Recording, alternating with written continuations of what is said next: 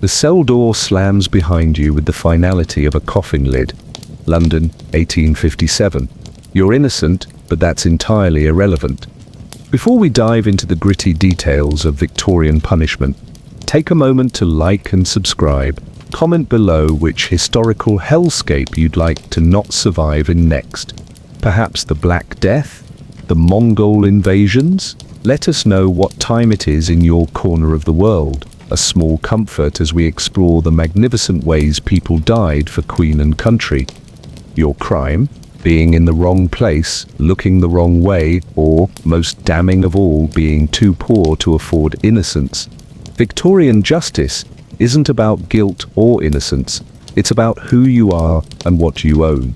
The magistrate who sentenced you spent exactly 4 minutes on your case, most of which was dedicated to his pocket watch and muttering about missing his luncheon. You won't survive this. Not intact, anyway.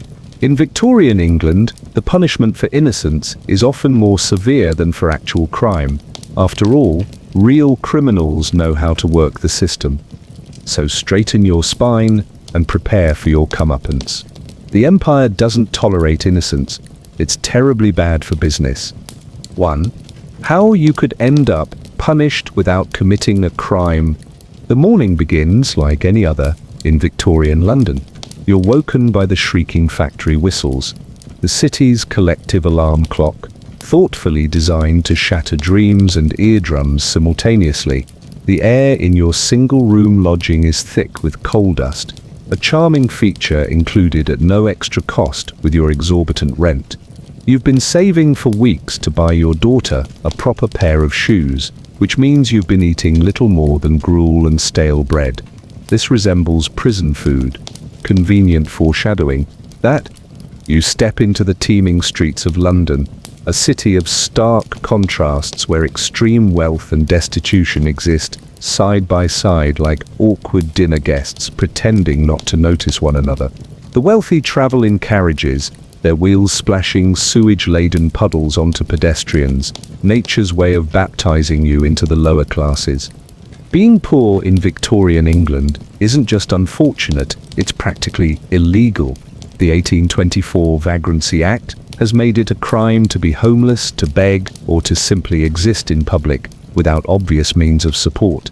Could you perhaps try not being poor is essentially the legal philosophy underpinning Victorian social policy. Brilliant thinking.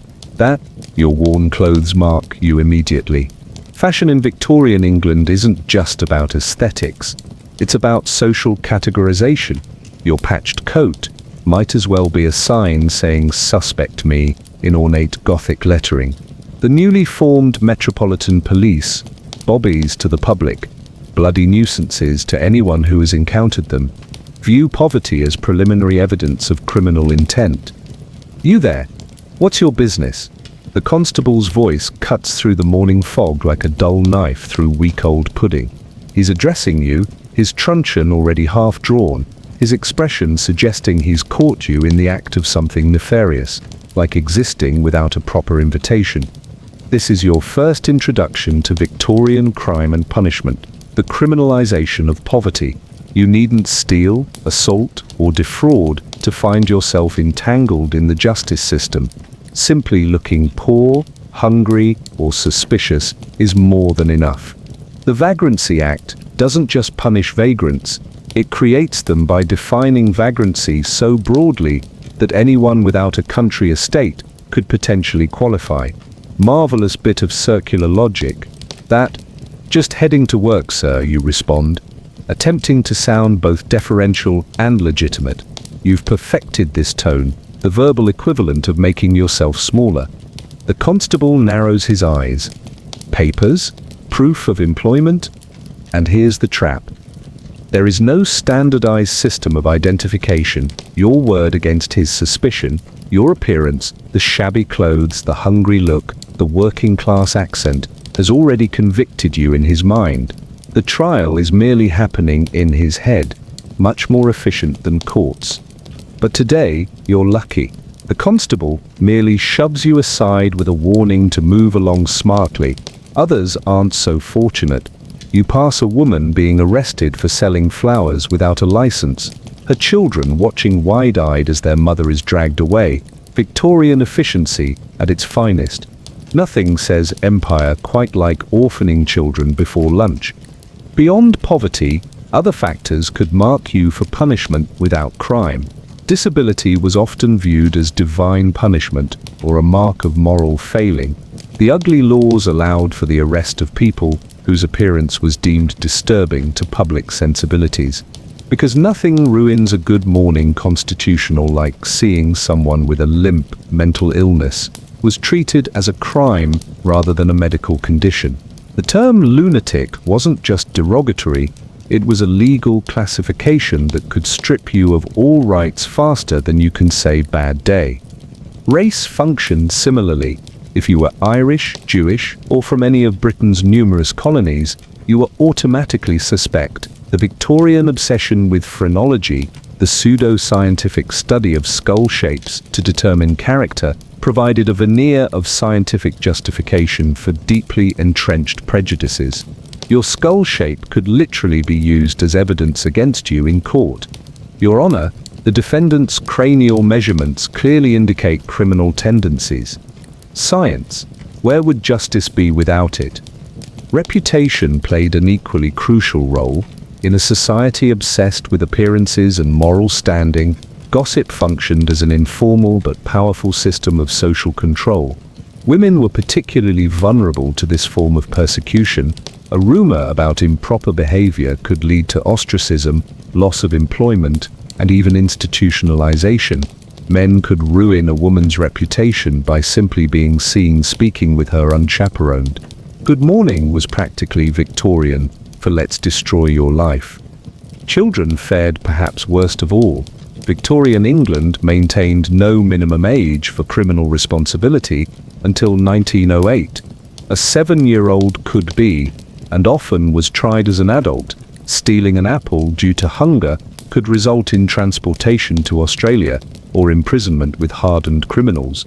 Oliver Twist wasn't just a character from Dickens, he was a composite of thousands of real children ground up by a system that viewed childhood poverty as a personal failing rather than a social problem. The newly formed police forces operated with minimal oversight. Constables were evaluated based on arrests made, creating powerful incentives to detain first and ask questions later. If at all, there was no right to counsel unless you could afford it. No Miranda rights, no phone call. The concept of innocent until proven guilty existed in theory, but was applied with all the consistency of London weather, partly guilty with a chance of innocence in the afternoon. False accusations flourished in this environment. Mistaken identities, malicious accusations by enemies, or simply being in the wrong place at the wrong time could land you before a magistrate. The system was not designed to sort the innocent from the guilty. It was designed to process people as efficiently as possible, rather like a sausage factory, but with slightly more concern for hygiene, slightly. Public hysteria further exacerbated these tendencies. The moral panics that periodically swept through Victorian society created overwhelming pressure to find and punish culprits, regardless of evidence. When the newspapers whipped the public into a frenzy over purported crime waves, the police responded by arresting more people, often simply rounding up the usual suspects based on class appearance or ethnicity. Nothing soothes public anxiety quite like punishing someone, anyone. Take the case of Elizabeth Cass in 1887, a respectable milliner walking home from work. She was arrested by a policeman who insisted she was soliciting. Despite character witnesses and proof of employment, she was only acquitted after substantial publicity and scandal.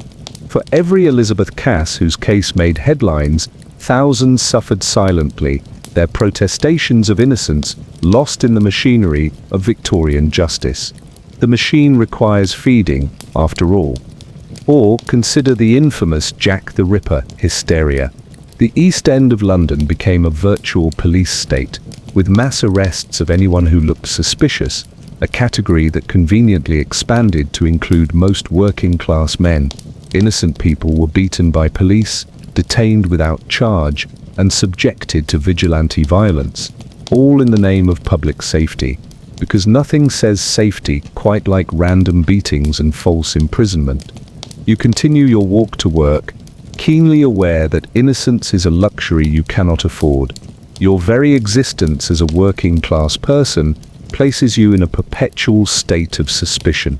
The boundary between criminal and non-criminal is not determined by actions but by social standing. In Victorian England, crime isn't something you do, it's something you are. Saves all that bothersome business of waiting for people to actually break laws. As you approach your workplace, a textile factory, where the air is thick with cotton particles that will eventually settle in your lungs like unwanted tenants, you pass a group of ragged children being herded into a police wagon. Their crime? Playing in the street instead of working or attending school. Their punishment will likely be days in a holding cell, followed by assignment to an industrial school or workhouse where they'll learn the valuable lesson that childhood is an unnecessary luxury in the empire upon which the sun never sets. The factory foreman glares as you arrive, pocket watch in hand. 2 minutes late, he says, marking it in his ledger with the solemnity of a man recording high treason. That's a shilling from your wages. You don't protest. Insubordination could be reported to the police as disorderly conduct, a conveniently vague charge that serves as the legal system's equivalent of "because I said so." Besides, the foreman has connections with the local magistrate. Justice in Victorian England isn't blind. It sees very clearly who has money and who doesn't. Inside the factory, rumors swirl. Someone stole thread from the storeroom. The owner is furious. An example will be made. You keep your head down, focusing on your work, but you can feel the tension building. By midday, the owner appears with a constable. They walk down the rows of workers, scrutinizing faces with the careful attention of connoisseurs selecting a particularly fine victim. They stop at a young woman 2 stations from yours. Mary, newly widowed with 3 children at home. The constable grabs her roughly by the arm. "This one," the owner says, "been acting suspicious all week." Mary protests her innocence, but her voice fades as she's dragged away. Everyone knows she didn't take the thread. Everyone knows it doesn't matter. She's expendable, replaceable. By tomorrow, someone else will be at her station, and the other workers will avoid mentioning her name, as if she's been erased, not just from the factory but from memory itself. The Victorian approach to human resources, remarkably efficient, if somewhat lacking in the human part. And that's the true horror of Victorian justice. It's not just the punishment of the innocent, it's the casual, bureaucratic nature of that punishment. The system doesn't hate you. It simply doesn't see you as fully human. You're a statistic, a quota to be filled, a problem to be managed. Your innocence is irrelevant because your guilt was predetermined by your birth, your class, your circumstances. How wonderfully time-saving. As you leave work that evening, you pass the police station where Mary is being held. You consider speaking up, telling the truth, but the consequences are clear. It wouldn't save her, and it would doom you. In Victorian England, solidarity is a luxury that could cost you everything, rather like indoor plumbing, but considerably more dangerous. Tomorrow, Mary will face a magistrate, who will spend perhaps 5 minutes on her case before sentencing her to a month of hard labor.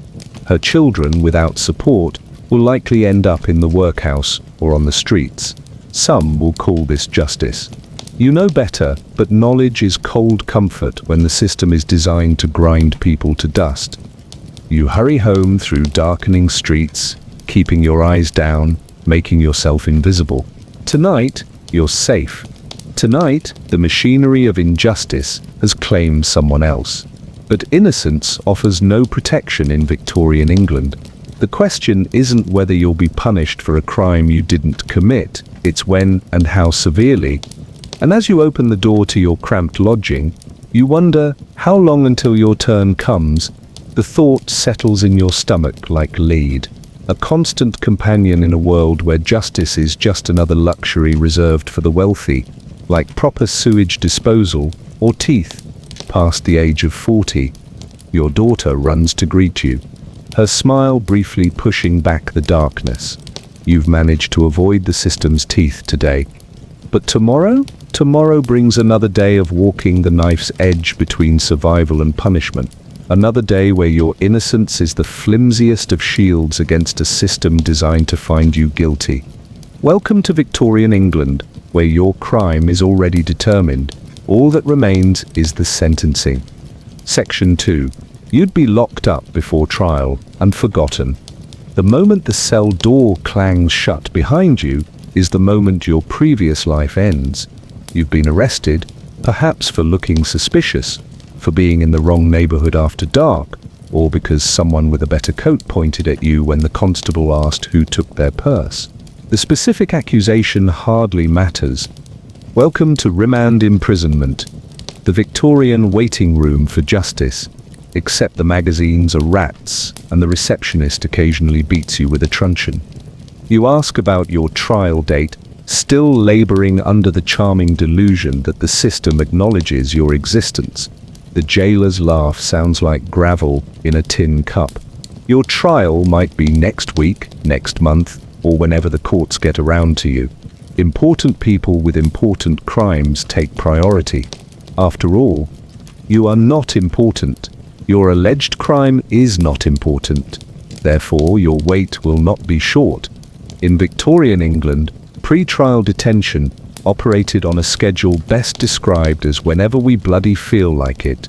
The concept of a speedy trial existed in theory, much like unicorns and politicians' promises. Your cell is approximately 7 feet by 4, smaller than most modern coffins are comfortable with.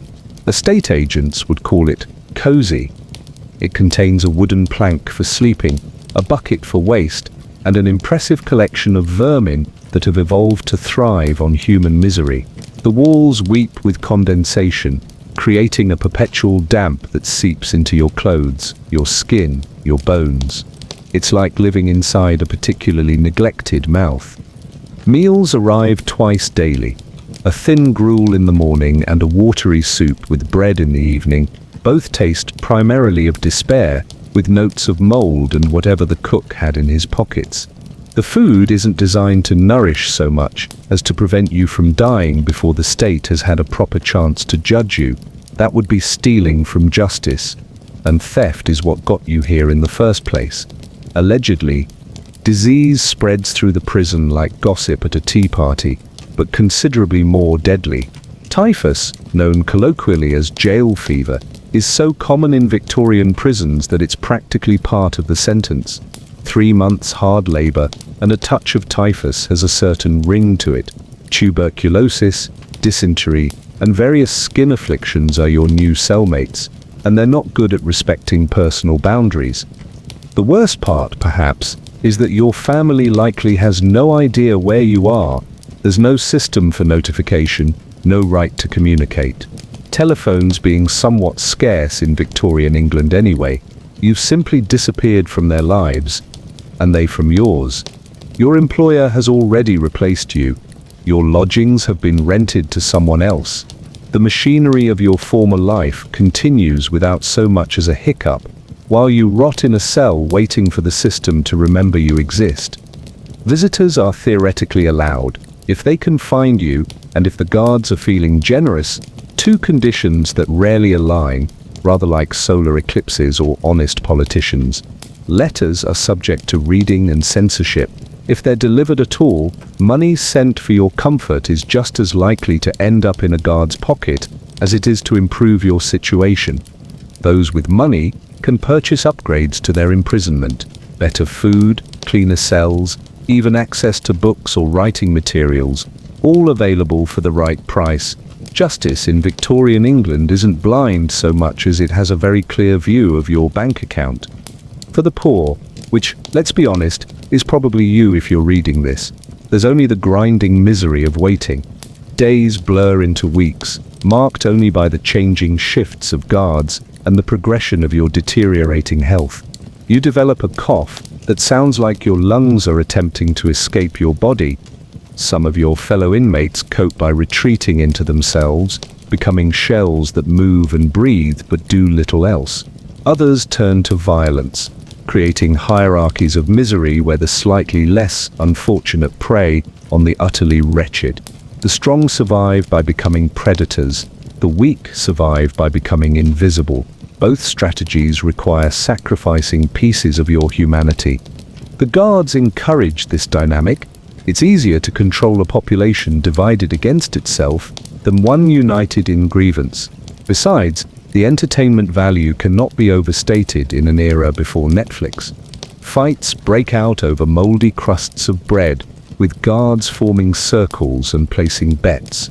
This isn't just tolerated, it's institutional entertainment. The winner gets the bread. The loser gets a beating for causing trouble. The guards get amusement. The system gets to grind down 2 more souls. Efficiency at its finest. Women fare no better in this system. Female prisoners face all the same deprivations, with the added bonus of sexual exploitation. Female guards are few, and male guards have near unlimited access to female wards. Pregnancy in prison is common enough that there are protocols for handling births, though protocols in this context means the bare minimum to prevent death, most of the time. Children, yes, children, are also held in pre-trial detention. The concept of juvenile justice is in its infancy, much like many of its subjects. A 10-year-old accused of stealing an apple might spend weeks in the same facilities as adult criminals. Victorian England, where childhood ends the moment you get hungry. Time passes differently in remand.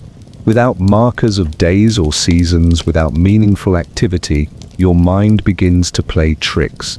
You forget what you look like. You forget your family's faces. You forget why you're here or what you're accused of.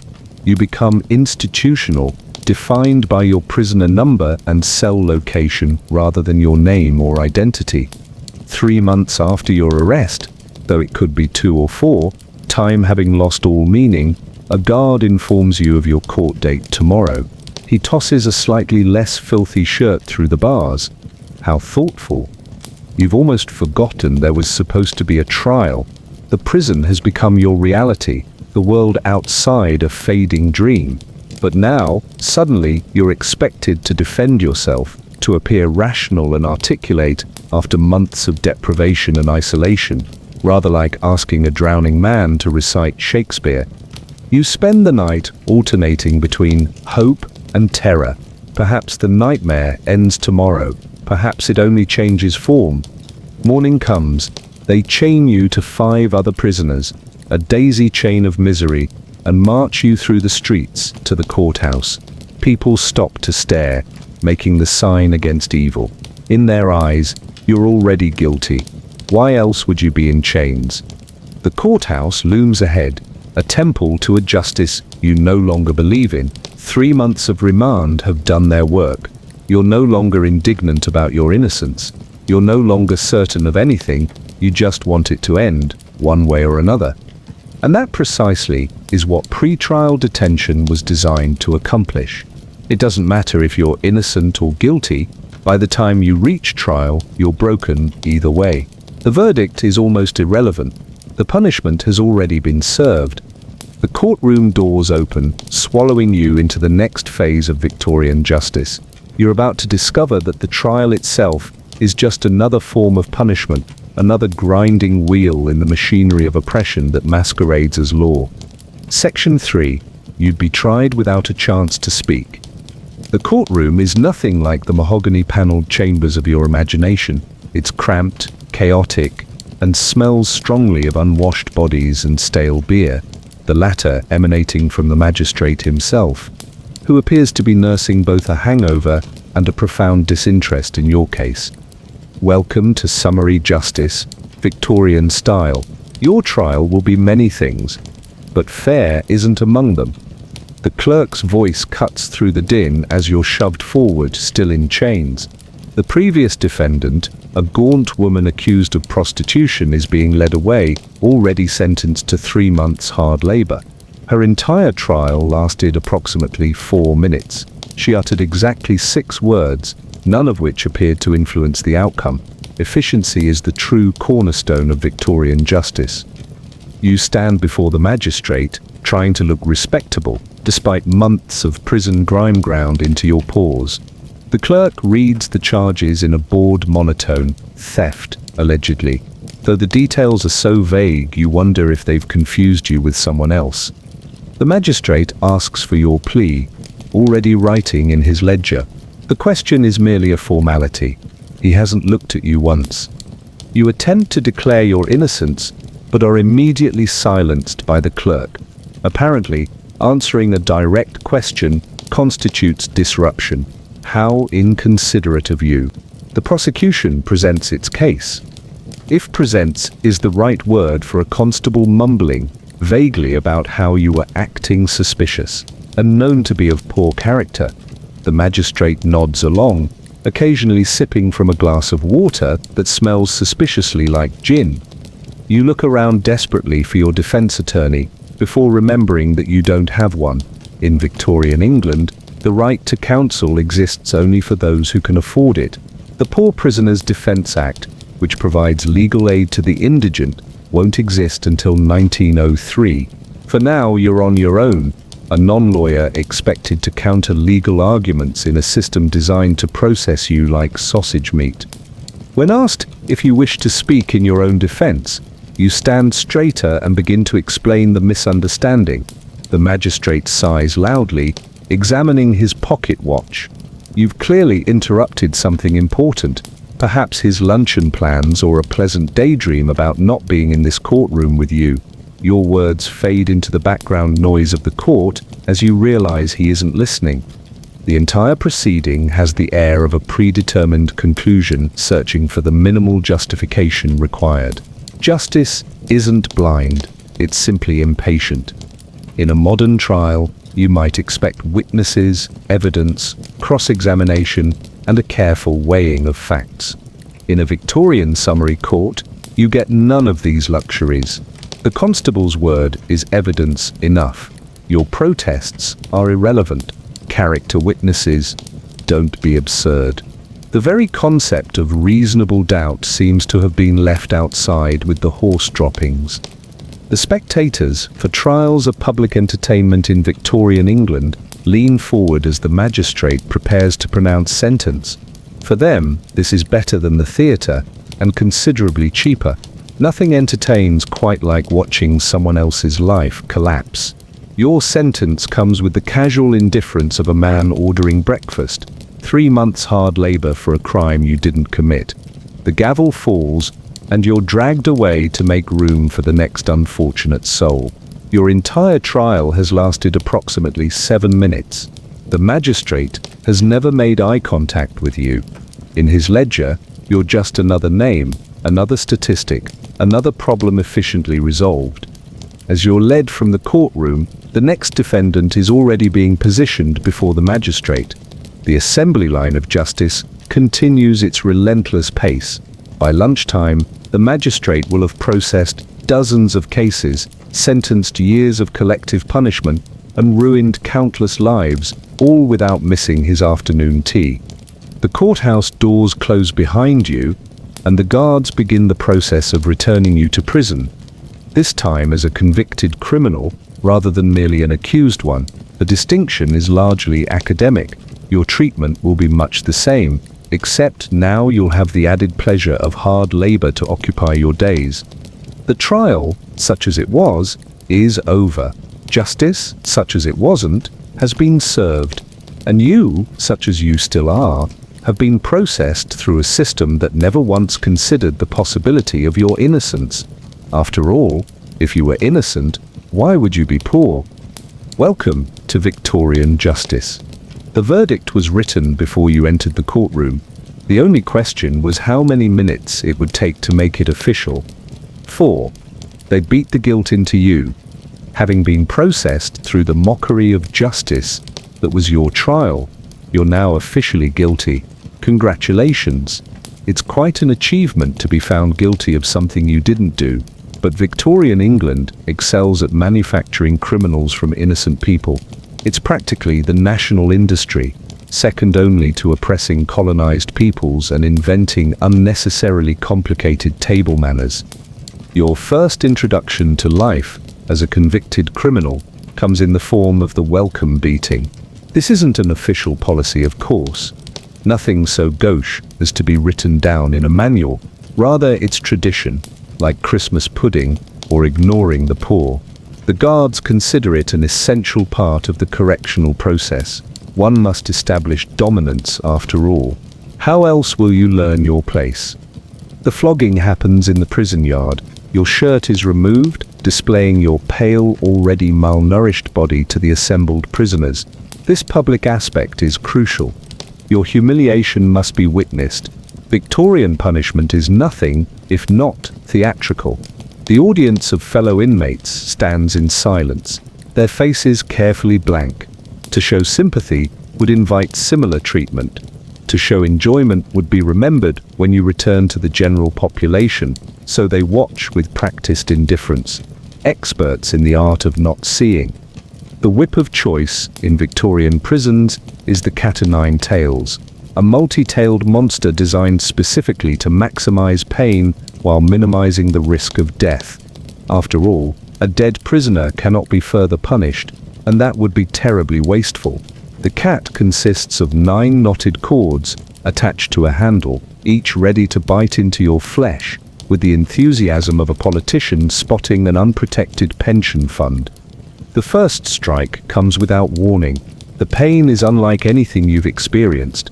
A burning, tearing sensation that feels as though your back is being peeled open, which in fact, it is.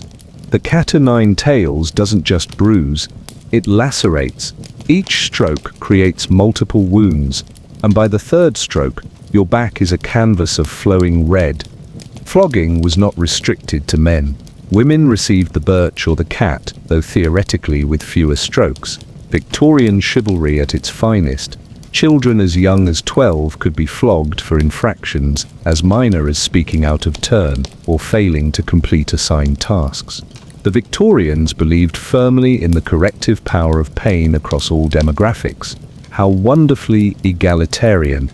The official justification for flogging was that it provided a quick, effective deterrent without the expense of long-term imprisonment. The true purpose, of course, was control through terror. A prison population in constant fear of the lash is a population less likely to resist, to organize, to demand basic human dignity. It's also splendid entertainment for the guards, who place bets on how many strokes it will take to make various prisoners cry out. Morale is important in any workplace. Beyond the formal punishment of flogging, beatings are an everyday occurrence in Victorian prisons. Guards use truncheons, boots, and fists to enforce rules, real or imagined. Prisoners quickly learn that questions, complaints, or even making eye contact can be interpreted as insolence, an offense punishable by immediate, unofficial correction.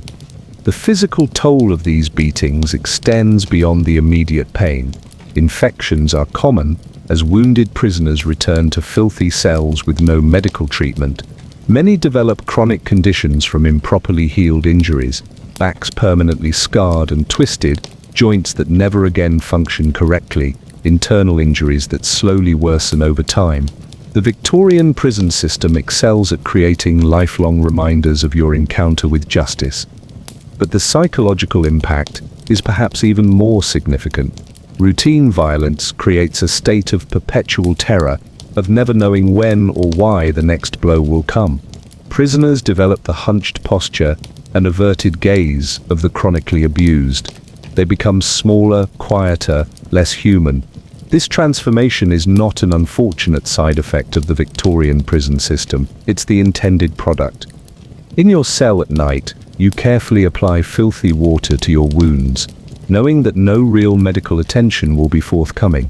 The prison doctor, if he exists at all, considers prisoners to be research subjects rather than patients. His interest lies in observing the progression of injuries and disease rather than alleviating suffering. Think of it as free contribution to medical science. How noble of you! By morning, your back is hot with infection. The guards show no sympathy when you struggle to rise from your plank bed. Illness is considered a form of malingering, another offense worthy of punishment. You are dragged to your work assignment regardless of your condition. The work must continue. The empire demands productivity from even its discarded citizens. The physical pain of flogging eventually fades. The wounds, with luck, eventually heal, though they leave a network of scars that will mark you as a convict for the rest of your life. But the psychological wounds remain fresh. You learn to flinch at sudden movements, to comply instantly with any order, to make yourself invisible whenever possible. These are survival skills in Victorian prison, but they become ingrained habits that persist long after release. The prison system thus ensures that even those who survive their sentences remain prisoners in their own minds. And perhaps that's the true purpose of Victorian corporal punishment, not merely to hurt the body, but to break the spirit. A society built on rigid class hierarchies cannot afford to have the lower orders thinking themselves equal to their betters. Physical punishment reinforces the natural order of things. Your pain is not just a consequence of your alleged crime, it's a reminder of your place in the world.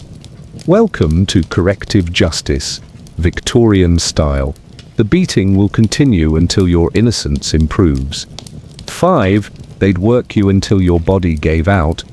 Having been properly welcomed to prison with a flogging, it's time to experience the true centerpiece of Victorian punishment, hard labor. The Victorians believed firmly in the redemptive power of pointless, back-breaking work. Nothing cleanses the soul quite like destroying the body. Apparently, your day begins at 5 a.m. with the clanging of bells. You have precisely 3 minutes to rise, dress, and stand ready for inspection. Your infected back screams in protest as you pull on your coarse prison uniform, but tardiness will earn another beating. The great Victorian wheel of punishment turns relentlessly. The prison offers several varieties of hard labor, each carefully designed to combine maximum physical exhaustion with minimum productive output. It's rather like modern corporate team-building exercises, but with more obvious suffering and slightly less pointlessness. The most infamous form of Victorian prison labor is the tread wheel, a massive wooden cylinder with steps around the circumference. Prisoners climb these steps endlessly as the wheel revolves, essentially walking up a never-ending staircase. The wheel might be connected to a mill or pump, but often it powers nothing at all. The work is purely punitive, designed to exhaust rather than produce. You'll climb the equivalent of 8,000 to 14,000 feet per day, all without going anywhere. It's like a stair-stepper class in hell. The tedium is as punishing as the physical exertion, hour after hour of the same motion, with guards ensuring that the pace never slackens. Falling or fainting earns immediate punishment. The treadwheel keeps turning regardless of your capacity to continue. Victorian efficiency doesn't account for human limitations. Should you be fortunate enough to avoid the treadwheel, alternative options include stone breaking, where you'll sit in a small shed, crushing large stones into gravel with a hammer. The daily quota is deliberately set beyond what most prisoners can achieve, ensuring failure and subsequent punishment. The Victorian system is nothing if not thorough in its cruelty. Perhaps instead you'll be assigned to oakum picking, the process of unraveling old ropes into individual fibers. The ropes are soaked in tar, which coats your fingers, embeds itself under your nails, and creates painful cracks in your skin. The tar contains creosote, causing chemical burns and respiratory problems. Your hands bleed, your lungs burn, and you're still expected to meet your daily quota. Health and safety regulations are for people who matter. The work is conducted in silence.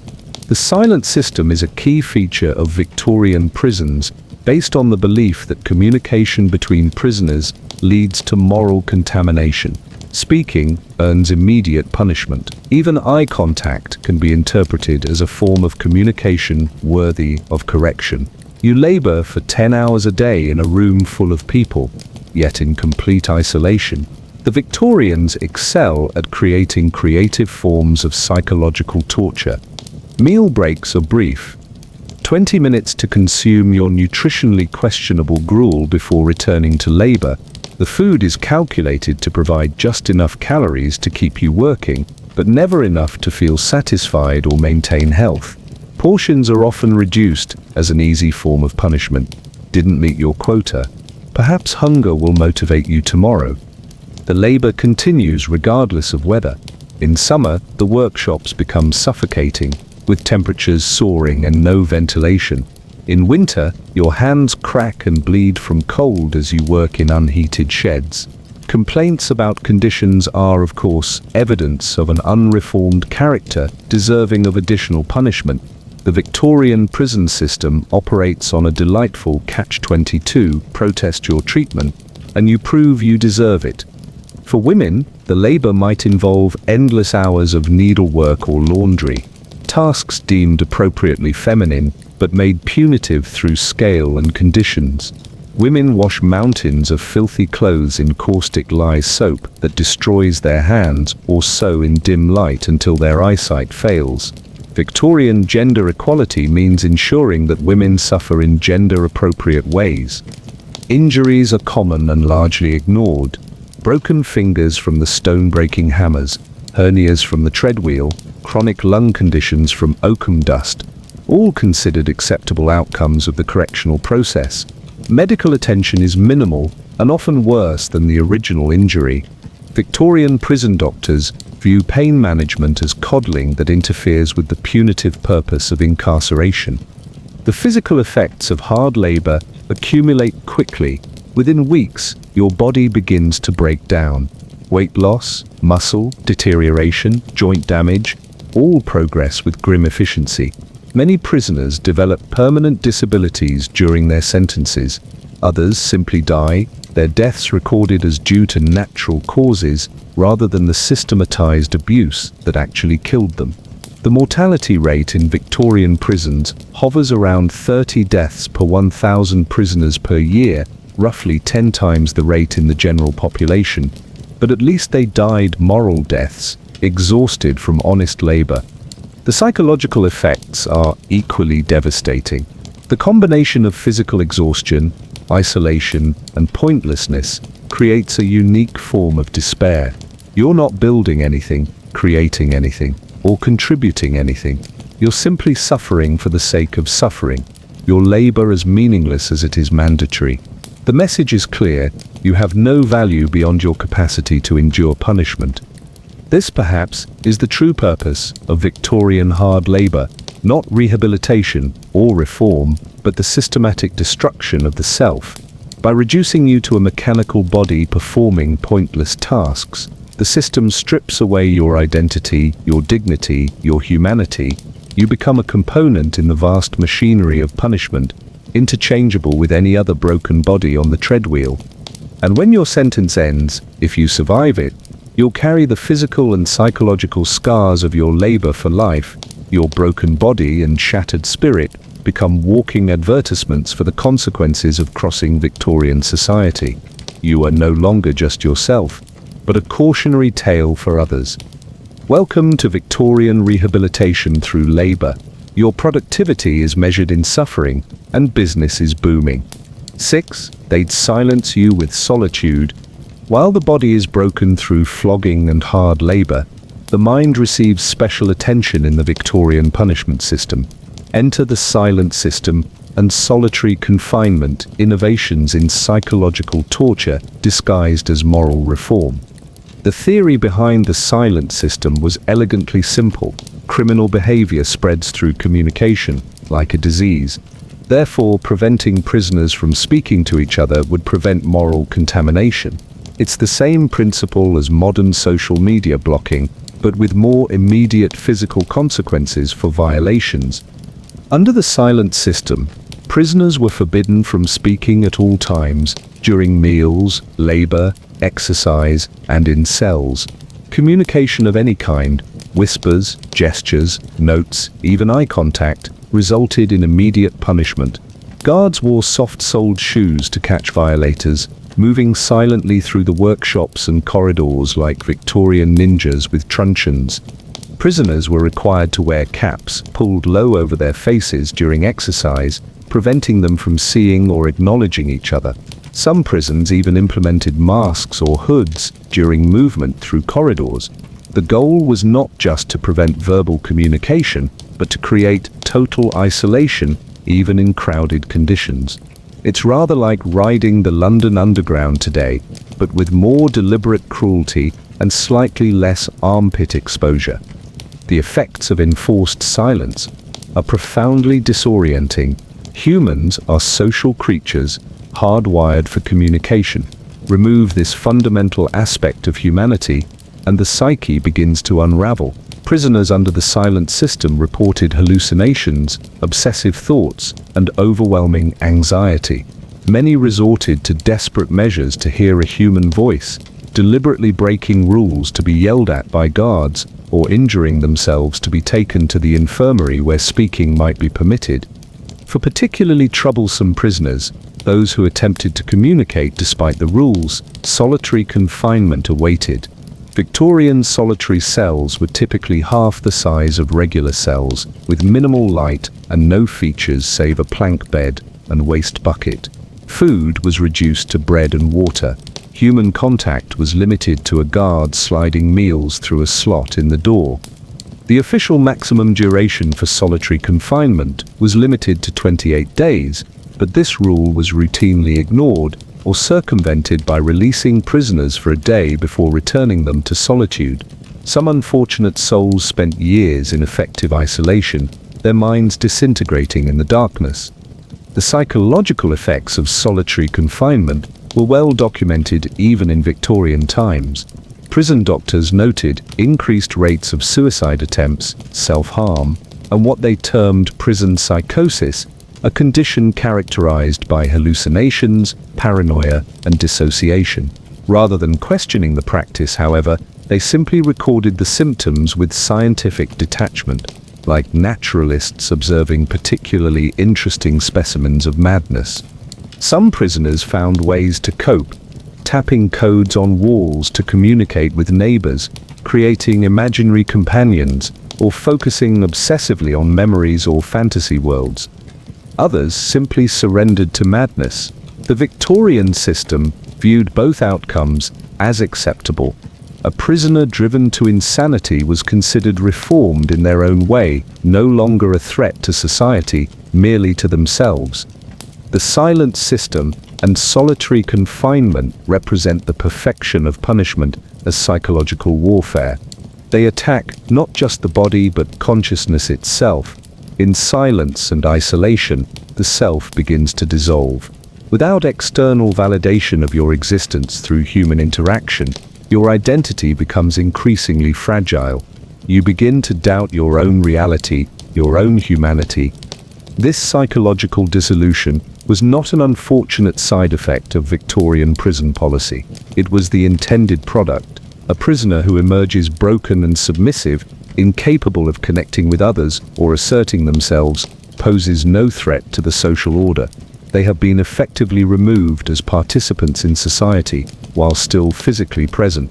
It's prison beyond prison, punishment that continues long after the sentence ends. The legacy of these practices extends beyond their Victorian origins. Modern supermax prisons still employ solitary confinement despite overwhelming evidence of its psychological damage. The silent system has mostly disappeared, but the principle of isolating prisoners from meaningful human connection remains embedded in contemporary incarceration philosophy. In your Victorian cell, the silence presses against your eardrums like a physical force. You find yourself making small sounds, humming, tapping, even speaking to yourself just to confirm that you still exist. The guards notice, of course. They always notice. Your ration is reduced again. Another week is added to your solitary confinement. Your mind begins to fragment like cheap pottery. By the time you return to general population, if you return, you've lost the habit of speech, the ability to make eye contact, the capacity for normal human interaction. You flinch at sounds, at movements, at nothing at all. your rehabilitation is complete. You have been reformed into something less than human, something broken and docile. Victorian justice has achieved its true objective. Welcome to the silence. Eventually you'll forget the sound of your own voice. That's rather the point. Section 7. They'd send you to the end of the earth. If Victoria's domestic prisons weren't quite miserable enough for you, the Empire thoughtfully provided an upgrade: transportation. Why merely imprison someone when you could exile them to the literal opposite side of the planet? The Victorians were nothing if not thorough in their commitment to punishment. Transportation to Australia began as the solution to overcrowded British prisons, continuing well into the Victorian era until 1868. For those not well versed in geography, Australia is approximately as far from England as it's possible to get without leaving Earth's atmosphere. The journey took between 4 and 6 months by ship, providing ample time for disease, malnutrition, and the special brand of cruelty that flourishes in isolated environments. The convict ships themselves were floating nightmares, modified cargo vessels never designed for human transport. Now packed with hundreds of prisoners in conditions that would make modern factory farming look positively humane. Convicts were chained below decks in spaces with ceiling heights as low as 4 feet. Ventilation was theoretical at best, sanitation non-existent, and seasickness universal. The stench was so overwhelming that sailors would sometimes vomit upon opening the hatches to the convict decks. Rather puts modern budget airline complaints in perspective, doesn't it? Mortality rates on these voyages averaged around 12%, though some ships lost up to a third of their human cargo. The dead were simply tipped overboard without ceremony. Those who survived arrived malnourished, diseased, and often bearing the marks of shipboard brutality. Welcome to Australia, mate. Lovely weather if you've survived the journey to notice it. Upon arrival, convicts faced assignment to either government work gangs or private masters, as essentially slave labor. The work was brutal, typically consisting of land clearing, road building, or construction in the unforgiving Australian climate. Discipline was maintained through flogging, reduced rations, or solitary confinement. All the familiar mechanisms of control from British prisons, but now applied with colonial enthusiasm and even less oversight.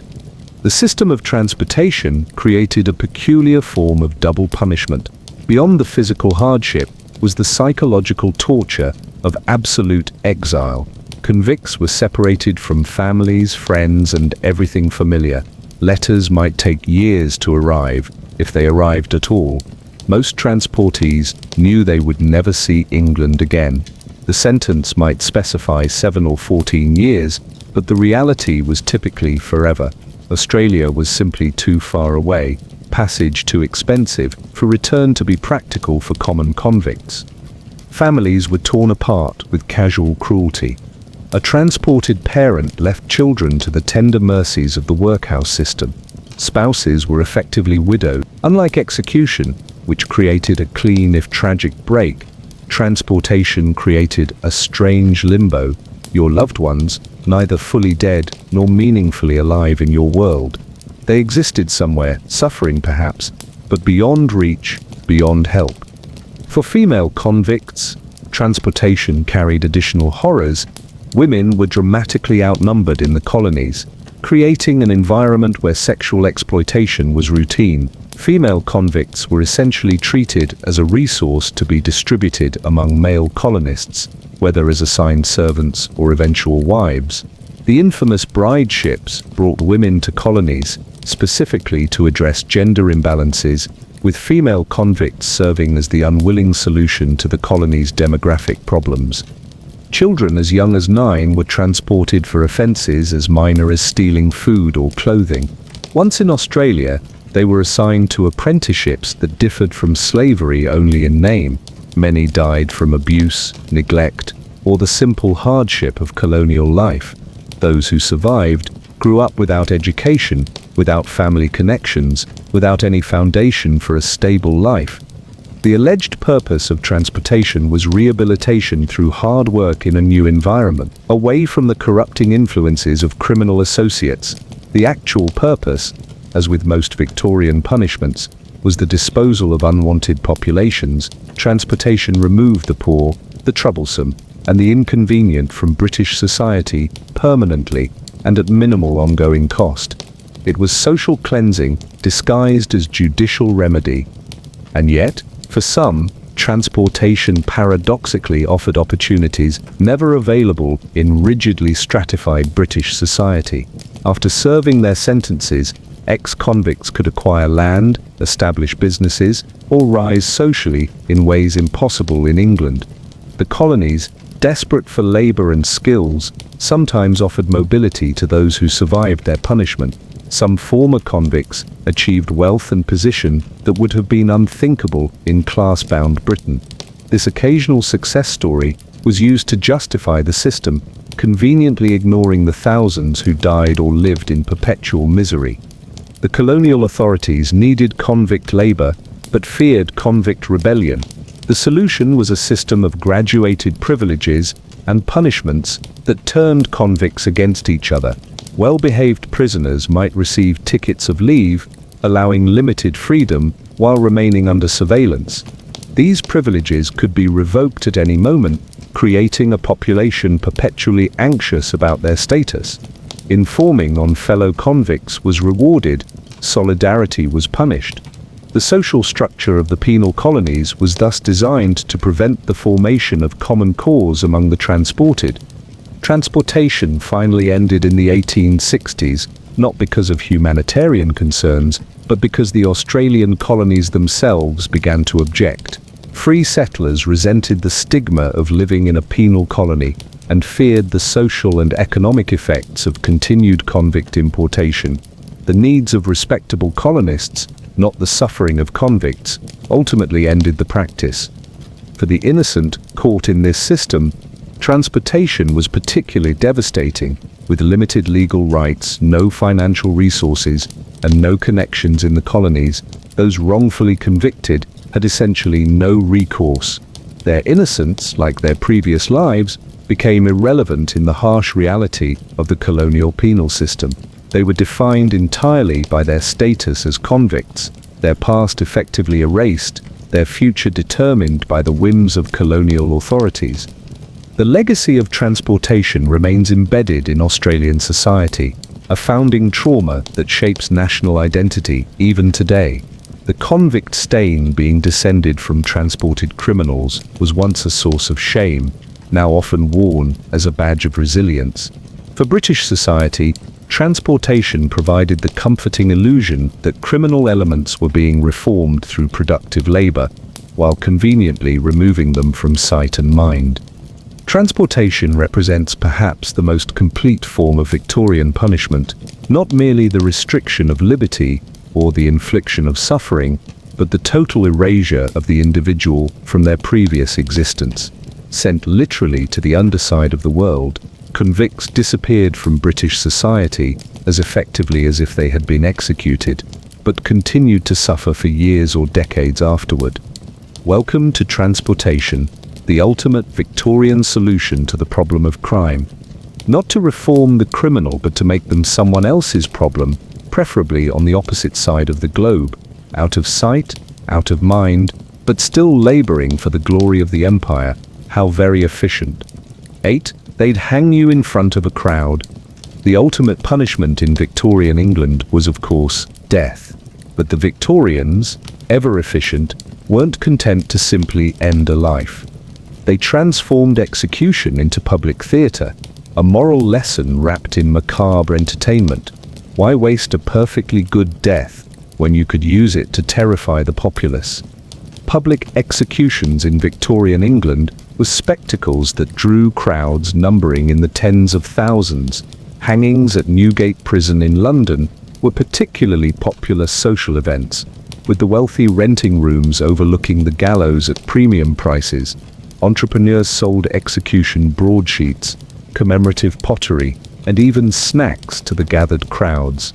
Nothing builds an appetite quite like watching someone's neck snap, care for a meat pie while we wait for the drop. The night before a scheduled hanging, carpenters would erect the scaffold in full view of the public.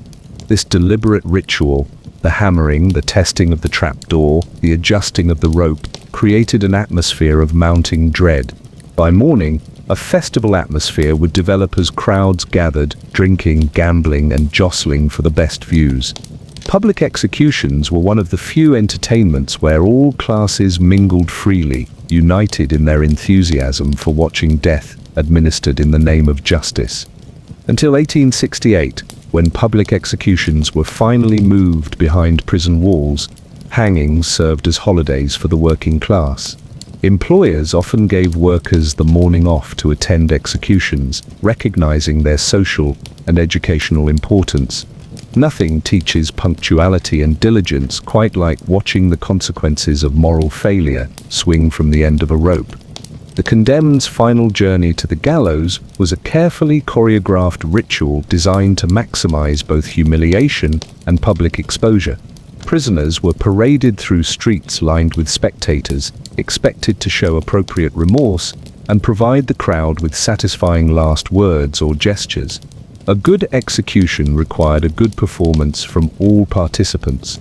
The public expected contrition, perhaps a confession, ideally some tears. A stoic or defiant prisoner disappointed the audience, who had come for the full theatrical experience. The mechanics of hanging were far from the clinical procedure of later eras. The long drop method, designed to break the neck instantly, was inconsistently applied. Many victims instead died slowly from strangulation, their legs dancing in the air as the crowd cheered. Some particularly unfortunate souls had to be hanged twice when ropes broke on the first attempt.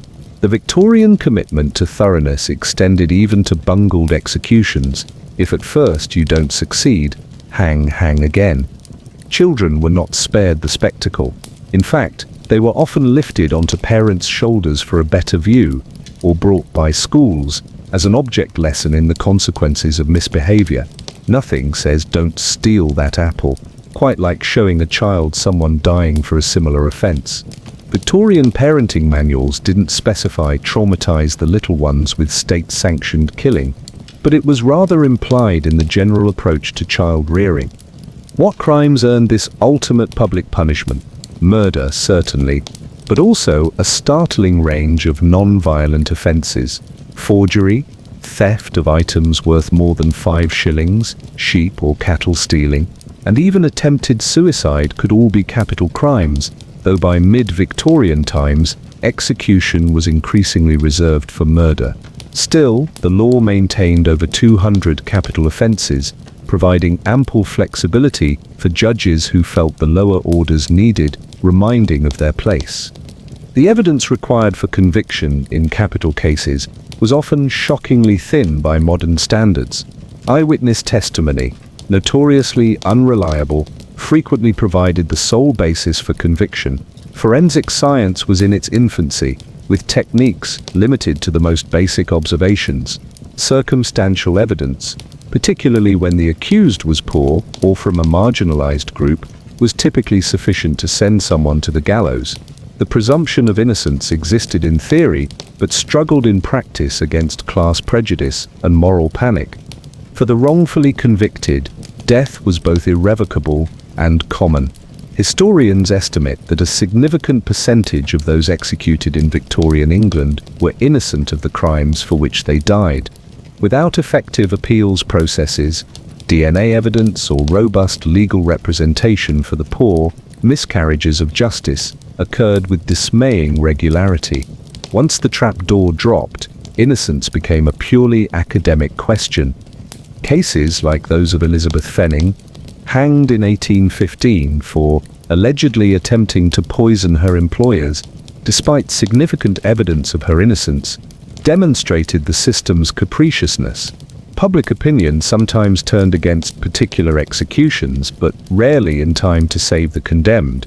Posthumous exonerations offered cold comfort to those already swinging from the gallows. The public nature of execution created its own peculiar dynamics. The condemned became temporary celebrities, their crimes and alleged motives dissected in penny papers and street ballads. Criminals who performed well on the scaffold, dying bravely or with appropriate religious sentiment, could achieve a kind of folk hero status. Those who died poorly, begging or struggling against their fate, became objects of public contempt. Your final moments determined how you would be remembered, creating a grotesque pressure to die well. Attendance at executions crossed class boundaries, but motivations differed. The elite justified their presence as supporting necessary social control, while the working classes treated hangings as rare holidays from grueling labor. The middle classes claimed to attend from moral concern, though their enthusiasm sometimes suggested other interests. Execution days featured vendors selling gin, gingerbread, pornography and pamphlets detailing the condemned's crimes, sometimes factually, often with salacious embellishments. It was entertainment with a thin veneer of moral purpose. Religion played a crucial role in this theater of death. Chaplains attended the condemned in their final days, publicly praying with them on the scaffold. This spiritual element helped transform execution from mere punishment into redemptive ritual. The criminal's body might be destroyed, but their soul could be saved through proper repentance. The public could thus enjoy the spectacle while maintaining a sense of Christian charity. We're not enjoying their death, we're celebrating their salvation. The cheering is purely spiritual. The bodies of the executed rarely received dignified treatment. Many were sent to medical schools for dissection, adding post-mortem humiliation to their punishment. Others were buried within prison grounds in unmarked graves, often with quicklime to hasten decomposition. For the poor, who couldn't afford proper burial arrangements, execution meant not only death but erasure, no grave to mark their existence, no place for family to mourn. What's particularly chilling about Victorian capital punishment was not just its public nature, but its celebration as a social good. Newspapers covered executions in loving detail. Moral reformers attended to gauge the crowd's reaction, and politicians defended the practice as essential to maintaining social order. The message was clear: the state's power over life and death was not something to hide, but to proudly display as evidence of justice functioning properly. The transition to private executions in 1868 didn't reflect humanitarian concerns so much as worry about the behavior of execution crowds. The spectators, rather than the hanging itself, became the focus of reform efforts. Public executions were ended not because killing was deemed too cruel to watch, but because watching killing was thought to make the lower classes unruly. The act itself continued behind prison walls, now witnessed only by officials and select observers. For the innocent condemned to death, the public nature of execution added unique horror to their fate. Beyond dying for crimes they didn't commit, they faced the impossible choice between falsely confessing to provide the crowd with the satisfaction of contrition, or maintaining innocence and being remembered as unrepentant criminals who died badly. Their final words, reported in newspapers nationwide, would define their legacy. Innocence became not just a legal status, but a performance to be judged by thousands of eager spectators. Welcome to Victorian justice. At its most theatrical, your innocence matters far less than your ability to die in an entertaining and instructive manner. The crowd has paid good money for their spots. Do try not to disappoint them with excessive protests of innocence. It ruins the moral of the story. 9. They'd shame you in the public square. For offences deemed insufficiently serious to warrant transportation or hanging, but too significant to ignore, the Victorians maintained a rich tradition of public humiliation. After all, why merely punish the body when you could destroy someone's social standing at the same time? Efficiency, dear reader. The stocks and pillory, though somewhat declining in use by the Victorian era, remained potent symbols and occasional tools of public justice. These simple wooden structures effectively immobilized offenders in public spaces, exposing them to whatever treatment the community deemed appropriate. Consider it crowd-sourced punishment, with all the measured restraint you'd expect from a mob given permission to torment a defenseless person. The stocks confined the ankles and sometimes wrists of the offender, who typically sat on a bench in a public square. The pillory, more severe, secured the head and hands of a standing victim. Both left the punished person utterly vulnerable to public abuse, for periods ranging from a few hours to several days. Victorian justice understood the importance of audience participation. What might earn you such public display? The list of offences was impressively varied: minor theft, public drunkenness, blasphemy, seditious speech, marketplace fraud, gossip, or simply being disliked by local authorities. The flexibility was rather the point. These punishments could be applied broadly, particularly to those lacking social protection. Justice was less about consistent application of law and more about maintaining social hierarchies. How refreshingly honest. Once secured in the stocks or pillory, offenders faced whatever abuse the crowd chose to inflict. The relatively fortunate might endure only verbal mockery, spitting, or having rotten food thrown at them. The less fortunate experienced beating, sexual assault, or potentially fatal attacks. Deaths in the pillory were not uncommon, particularly when the alleged offense had particularly outraged public sentiment. Nothing like moral outrage to bring out the murderous potential in otherwise respectable citizens. Women faced these punishments as well, though often for gender-specific offenses like scolding, speaking too assertively, adultery, or prostitution. The sexual component of female public punishment was rarely subtle. Women were frequently stripped or partially exposed, adding sexual humiliation to their ordeal. Victorian moral rectitude had fascinating boundaries. Beyond formal devices like stocks, other public shaming rituals persisted into the Victorian era.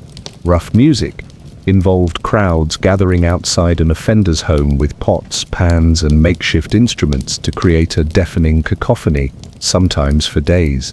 The noise served both to punish through sleep deprivation and to alert the entire community to the target's alleged misdeeds. Think of it as an early form of social media shaming, but with more actual pans and fewer keyboard warriors. Public parades of offenders were another popular method of communal punishment. Individuals accused of moral offences might be forced to walk through town wearing signs declaring their crimes, sometimes dressed in symbolic clothing or riding backward on donkeys. The community would follow along, jeering and pelting the unfortunate person with garbage and excrement. A waste disposal system and justice rolled into one, Victorian multitasking at its finest. These punishments shared a crucial element. They relied on the abiding power of shame. In close-knit Victorian communities, reputation was currency. Public humiliation rendered the target a permanent social outcast, unable to find employment, housing, or marriage prospects. The punishment extended far beyond the hours in the stocks. It created a lifelong stigma from which recovery was nearly impossible. For the falsely accused, public shaming was particularly devastating. Without formal trials or evidence requirements, accusation often sufficed for punishment. Once subjected to public humiliation, the innocent found that protests of innocence only prolonged their torment. The crowd wanted contrition, not denials. The safest strategy was to accept punishment and hope for eventual forgiveness, a bitter pill for those who had committed no offense. Children were not exempt from public shaming. Schools routinely employed dunce caps, signs detailing offences, and forced public confession of wrongdoing. These methods trained young Victorians in both the mechanics and acceptance of shame-based social control. Start them young on public humiliation, and they'll accept it as adults. Educational theory at its finest. What makes these punishments particularly insidious is how they conscripted the entire community as punishers. Participation in public mockery became a demonstration of one's own moral standing. Those who showed mercy might be suspected of sympathy with the offense. The system thus transformed ordinary citizens into enthusiastic agents of cruelty, each proving their own virtue through the degradation of others. rather like modern internet pylons, but with more physical danger and fewer clever memes. The Victorian era saw a gradual decline in formal public humiliation as punishment, largely replaced by imprisonment and fines. This shift reflected not so much humanitarian concerns as a preference for more systematized, state-controlled forms of punishment. Public shaming was messy, unpredictable, and occasionally resulted in unintended death. The modern prison system offered cleaner, more consistent suffering, safely hidden from public view. Progress marches on. Yet, informal public shaming remained vibrant throughout the Victorian period. Newspapers published names of those arrested, often before trial or conviction. Court reports detailed alleged offences in salacious terms, ensuring that even those eventually acquitted would suffer lasting reputation damage. The publication of criminal registers with names and photographs created permanent records of shame available for public inspection. The pillory might have declined, but public humiliation simply found more sophisticated methods. Social ostracism functioned as a parallel punishment system, particularly effective against women accused of moral transgressions. A woman rumored to have engaged in premarital sex, for instance, might find herself cut off from respectable society, unable to marry, work, or maintain friendships. No formal punishment was required. The community itself enforced moral codes through collective shunning. For the wrongfully accused, the absence of any official process made defense particularly difficult. You can't appeal a judgment never formally rendered. The psychological impact of public shaming typically exceeded its physical effects. Victims often developed what we would now recognize as post-traumatic stress, depression, and social anxiety. Some committed suicide rather than face continued ostracism. Others fled their communities, becoming effectively exiled from their homes and families. Many simply withdrew from public life entirely, becoming shadows in their own communities. Victorian efficiency recognized that the most effective prison is one the victim builds around themselves. This legacy of shame-based punishment persists in modern systems, though often in less overt forms. Sex offender registries, perp walks for news cameras, public court records, and online mugshot databases all continue the tradition of punishment through public exposure and humiliation. The stocks may be museum pieces, but their function lives on in digital form. For the Victorian innocent caught in the machinery of public shaming, the experience was often more devastating than formal imprisonment. A prison sentence eventually ended. The stain of public humiliation followed one for life. Your neighbor's memories proved longer than any prison term, and considerably less bound by legal constraints. Innocence offered little protection once the community had collectively decided on your guilt. Welcome to Victorian public shaming, where the whole community becomes your jailer, and your sentence never truly ends. Mind your reputation carefully.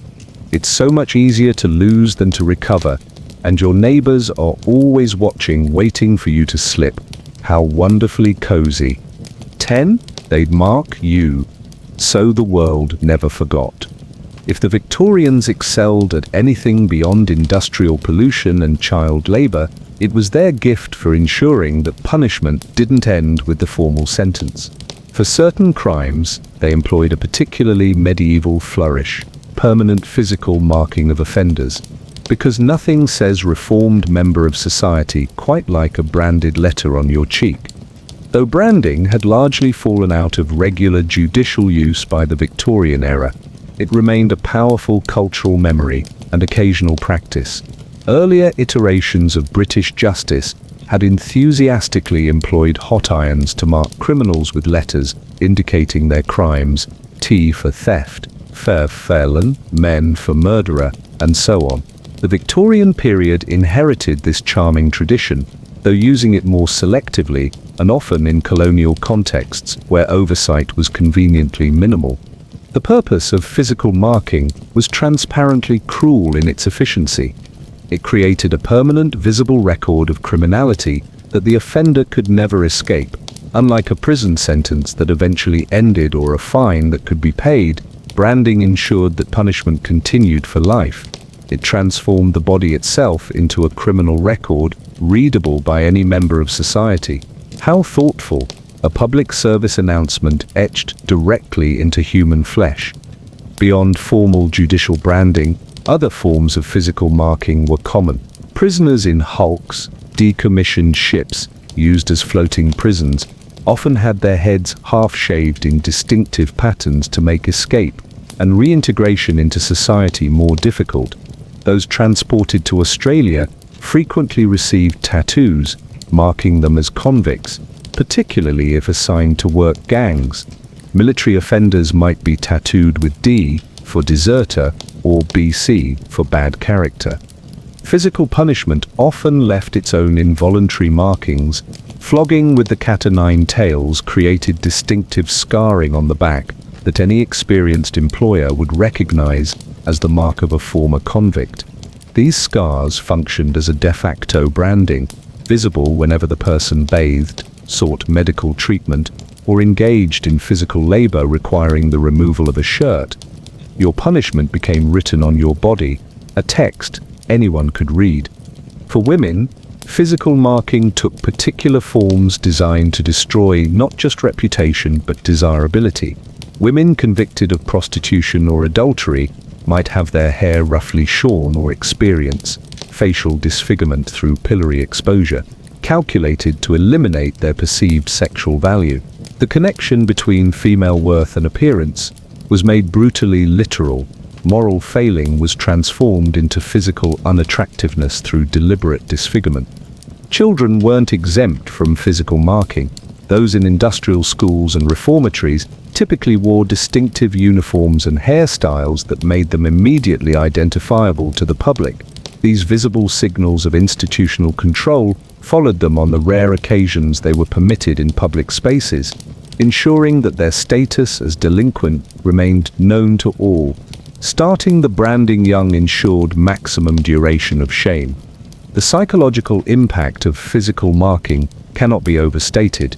Branded individuals internalized their status as permanent outcasts, often developing what modern psychology would recognize as profound shame, self-loathing, and identity distortion. The inability to escape one's criminal past created hopelessness that frequently led to alcoholism, withdrawal from society, or return to crime, the exact opposite of rehabilitation, but precisely in line with Victorian expectations of permanent criminal character. Employment opportunities for the physically marked were virtually non-existent beyond the most desperate and dangerous work. Housing was similarly restricted, with marked individuals confined to the most disreputable areas. Marriage prospects, particularly for women, were devastated by visible signs of criminal history. The physical mark thus ensured continued economic and social punishment long after formal sentences ended. The innocent who suffered physical marking endured a uniquely profound injustice. Unlike false imprisonment, which at least eventually ended, physical marking created permanent punishment for non-existent crimes.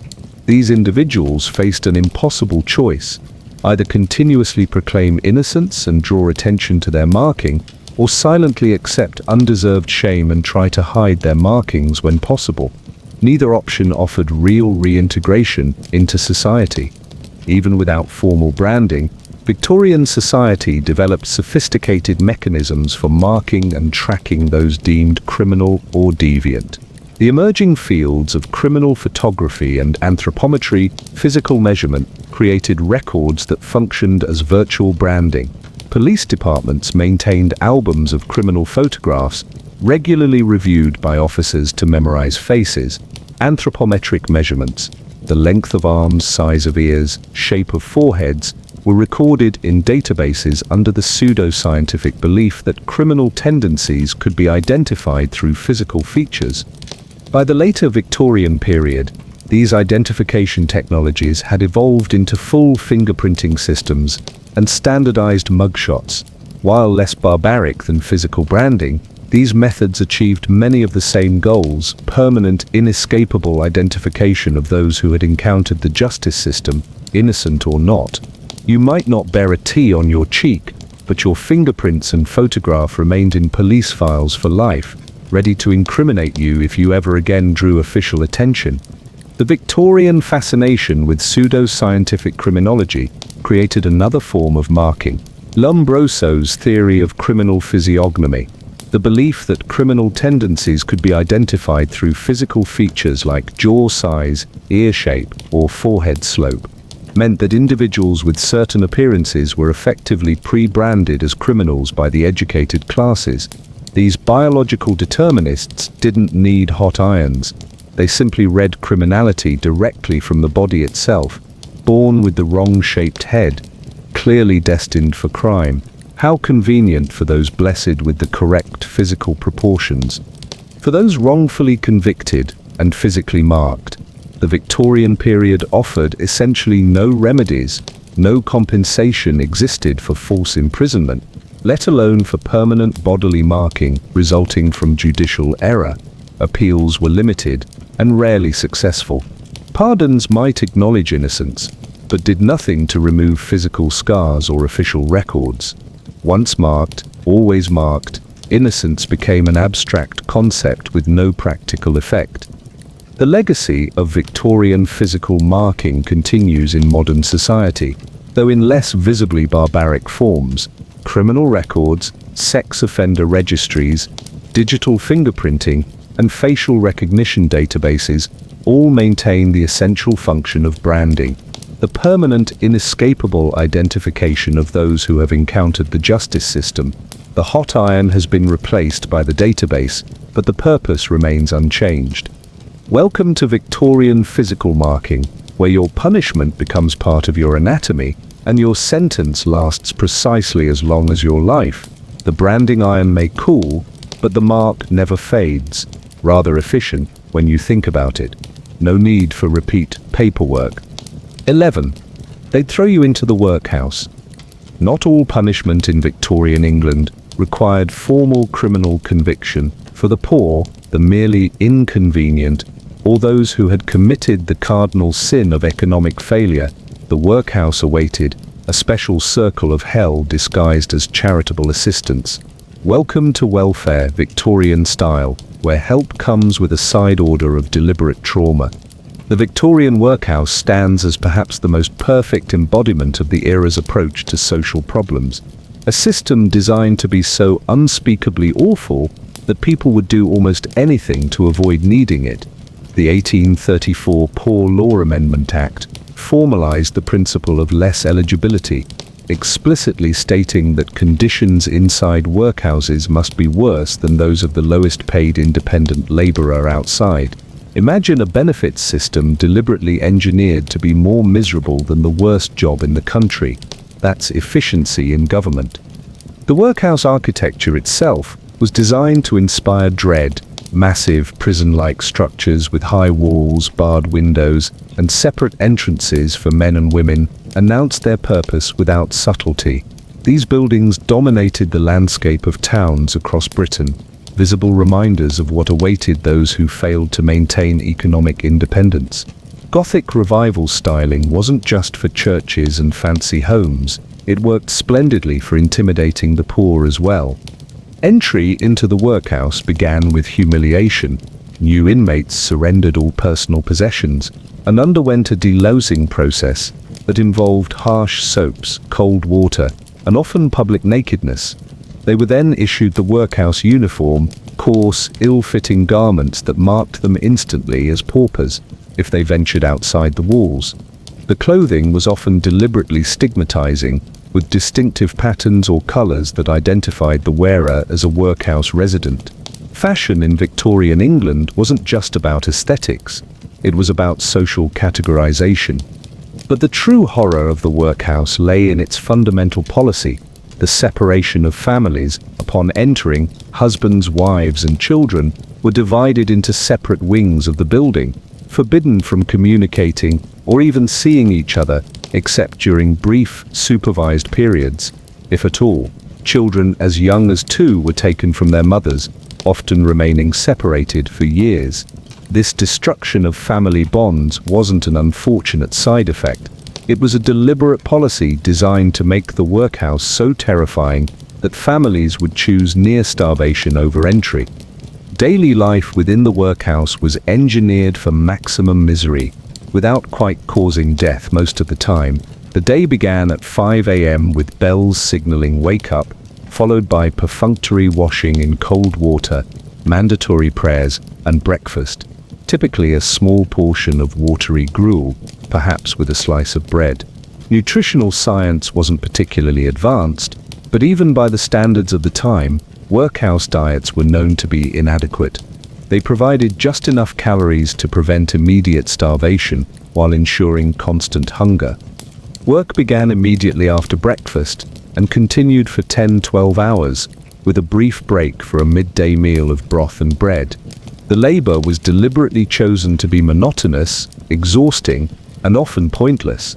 Men might break stones into gravel, grind bones for fertilizer, or pick oakum separating fibers from old ropes, the same punishment used in prisons. Women typically did laundry, sewed, or cleaned.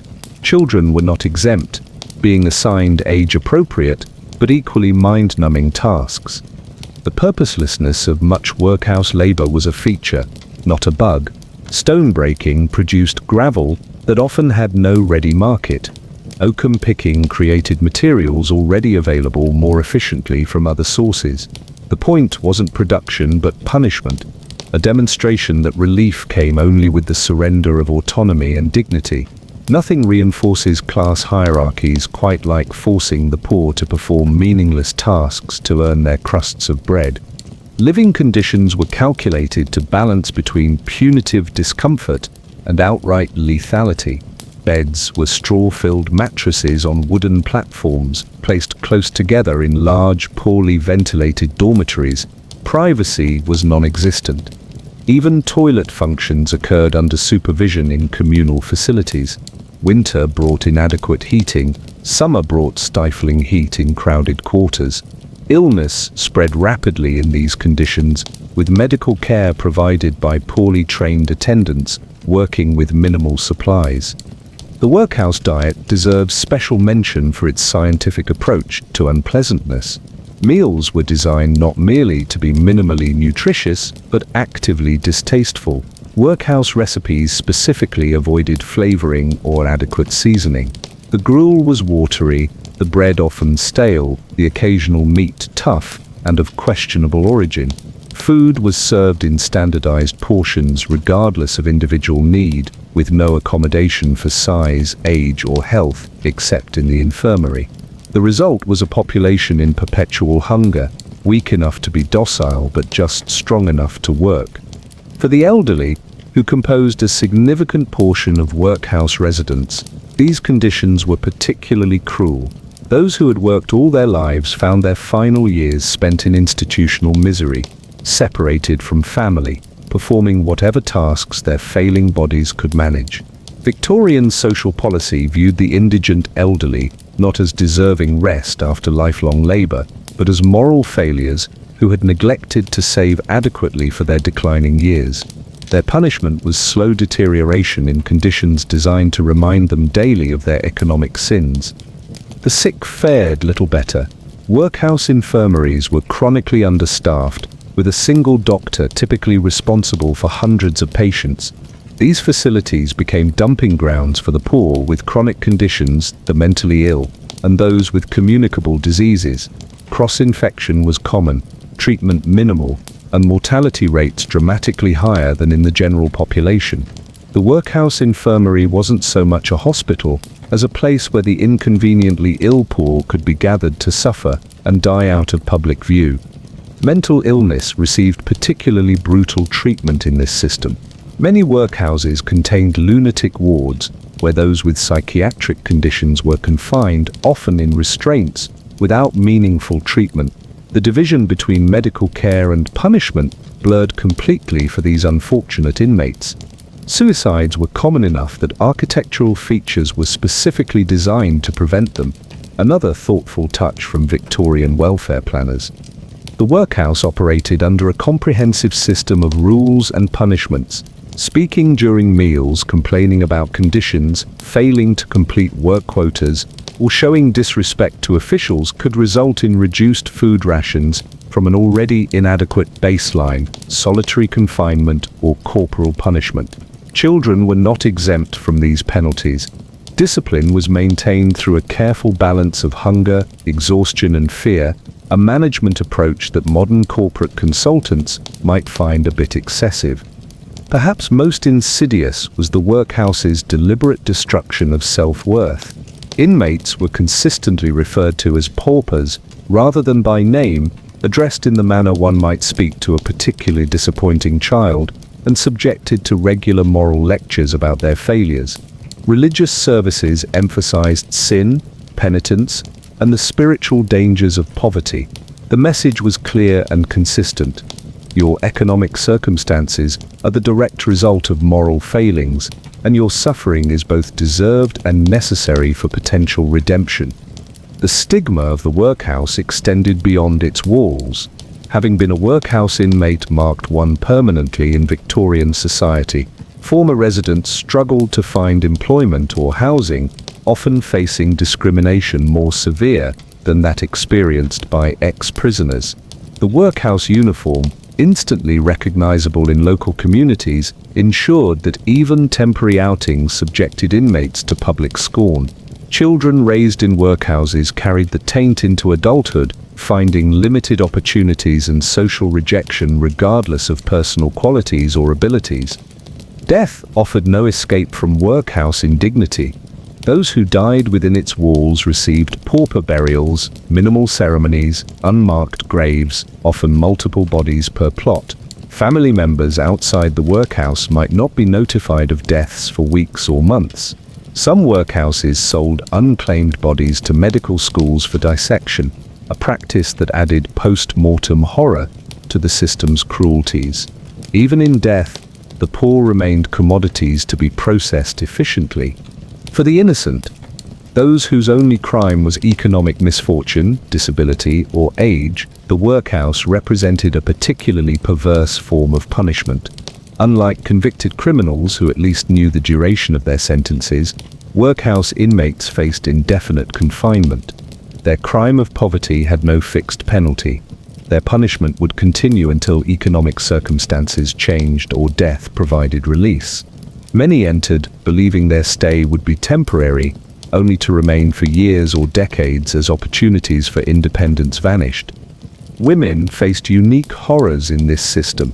Unmarried pregnant women, widows with children, and abandoned wives often had no choice but the workhouse, where they faced intense moral condemnation alongside physical privation. Pregnant women worked until labor began and resumed work shortly after delivery. Their infants, if they survived, would be raised institutionally, creating generations of workhouse dependence. The system simultaneously condemned female sexuality while providing inadequate support for its consequences, ensuring maximum suffering for both mother and child. Children born or raised in workhouses experience perhaps the most comprehensive victimization.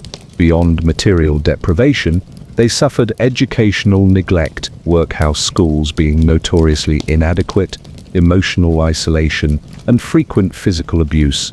Many were eventually apprenticed out to industries known for exploitative practices, essentially transferring them from one form of institutional abuse to another.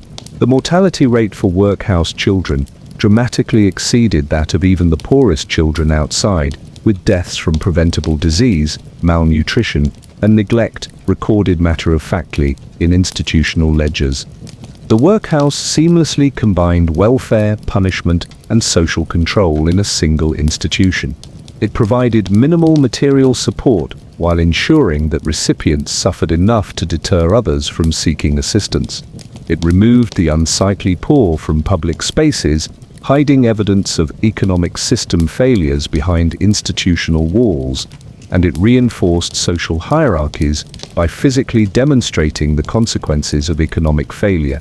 Remarkably efficient, If one's goal is cruelty in service of class maintenance, what makes the workhouse particularly relevant to our discussion of punishment for crimes not committed is the fundamental presumption that poverty itself was a moral failing deserving of correction. The Victorian worldview rarely acknowledged structural economic factors, instead attributing financial distress to individual failings like laziness, intemperance, or lack of thrift.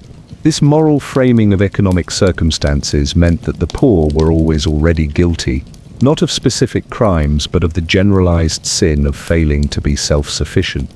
This perspective created a system where punishment and welfare became indistinguishable. Assistance came only with acceptance of suffering as deserved. The workhouse inmate, like the convicted criminal, was subjected to restricted liberty, forced labor, family separation, and public shame, but without the formality of trial or the dignity of a defined sentence. Their punishment was open-ended, their release contingent not on time served but on economic factors largely beyond individual control. For those wrongfully convicted of actual crimes, the workhouse often served as a second sentence. After completing prison terms, ex-convicts frequently found themselves unemployable, their criminal records creating barriers to economic independence. Many eventually entered workhouses, moving from one punitive institution directly to another. The distinction between criminal and pauper blurred in practice. Both were deemed morally deficient, both subjected to systems designed primarily to punish rather than rehabilitate. The workhouse system began to decline in the late Victorian period, with reforms gradually improving conditions and creating more specialized institutions for different populations. Yet its fundamental principle that assistance to the poor must be conditional and punitive persisted well into the 20th century. The shadow of the workhouse continues to influence modern welfare systems, where echoes of less eligibility and moral judgment can still be detected in policy debates about deserving versus undeserving recipients. What Charles Dickens captured in Oliver Twist wasn't fictional hyperbole, but documentary reality. The workhouse represented institutionalized cruelty on an industrial scale, processing the poor through a system designed to break bodies, spirits, and family bonds in service of economic ideology. That it was legal, widespread, and considered enlightened policy reveals more about Victorian society than perhaps any other institution of the era. Welcome to the Victorian workhouse, where poverty is a crime, suffering is therapy, and your sentence lasts precisely as long as your economic misfortune. Check your dignity at the door. You won't be needing it inside. And do try to be properly grateful for the opportunity to starve slowly rather than quickly.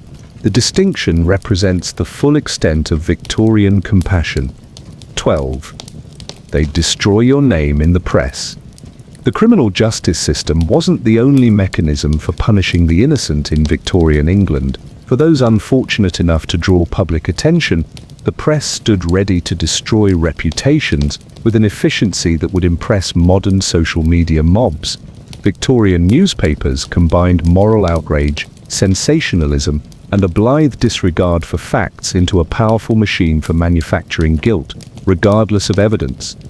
The Victorian era saw an explosion in newspaper readership, facilitated by increased literacy, cheaper printing technology, and reduced taxes on publications.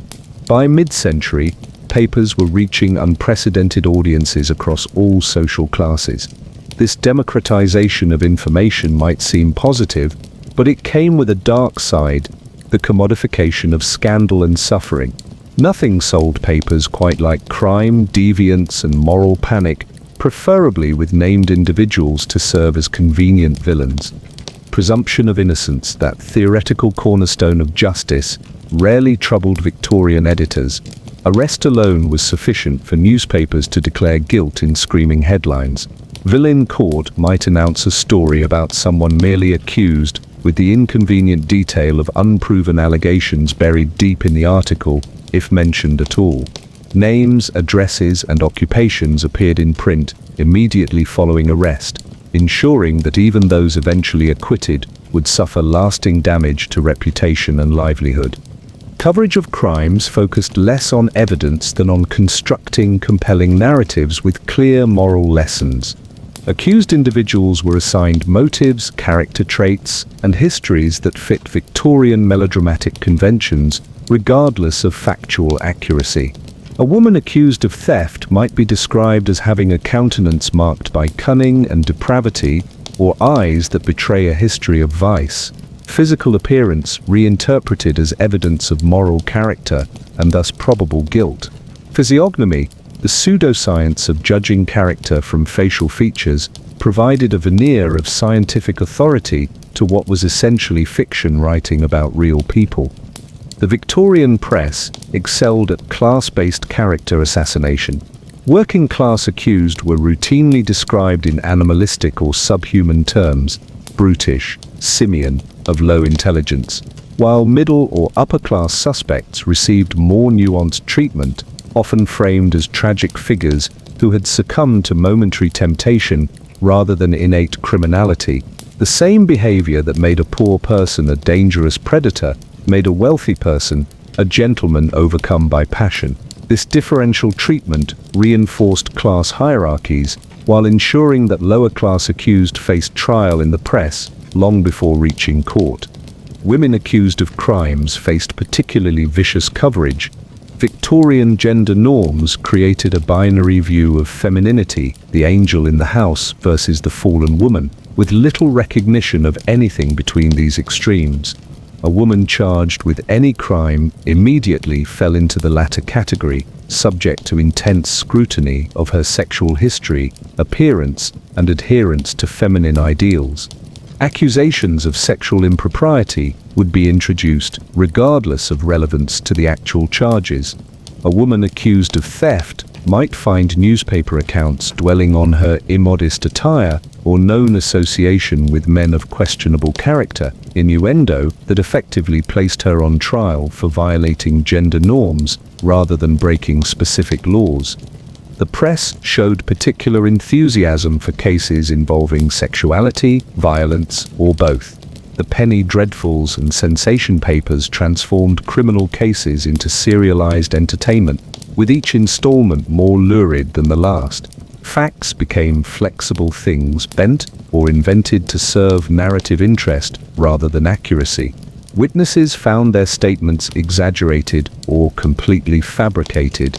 Accused individuals discovered personality traits, past actions, and even dialogue they had never spoken, attributed to them in widely read accounts. Once printed, these fictions entered public consciousness as established facts, immune to later correction. The infamous Jack the Ripper case demonstrates the Victorian press at its most irresponsible.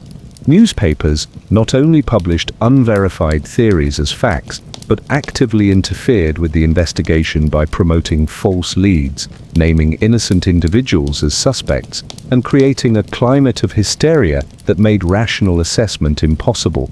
The press transformed a series of brutal murders into a media spectacle, with innocent individuals finding themselves suddenly notorious based on nothing more than physical proximity to crime scenes or vague resemblance to composite descriptions. Some men were physically attacked by vigilante mobs based solely on newspaper speculation about their potential guilt. Court reporting operated with similarly casual relationship to accuracy. Journalists routinely embellished testimony, invented dramatic moments, and editorialized throughout supposedly factual accounts. The physical appearance of the accused received minute attention, with reporters confidently interpreting nervous gestures as signs of guilt or calm demeanors as evidence of sociopathic indifference. Facial expressions during verdict announcements were analyzed for proper levels of remorse or relief. The performance of the accused in court often received more column inches than the actual evidence presented.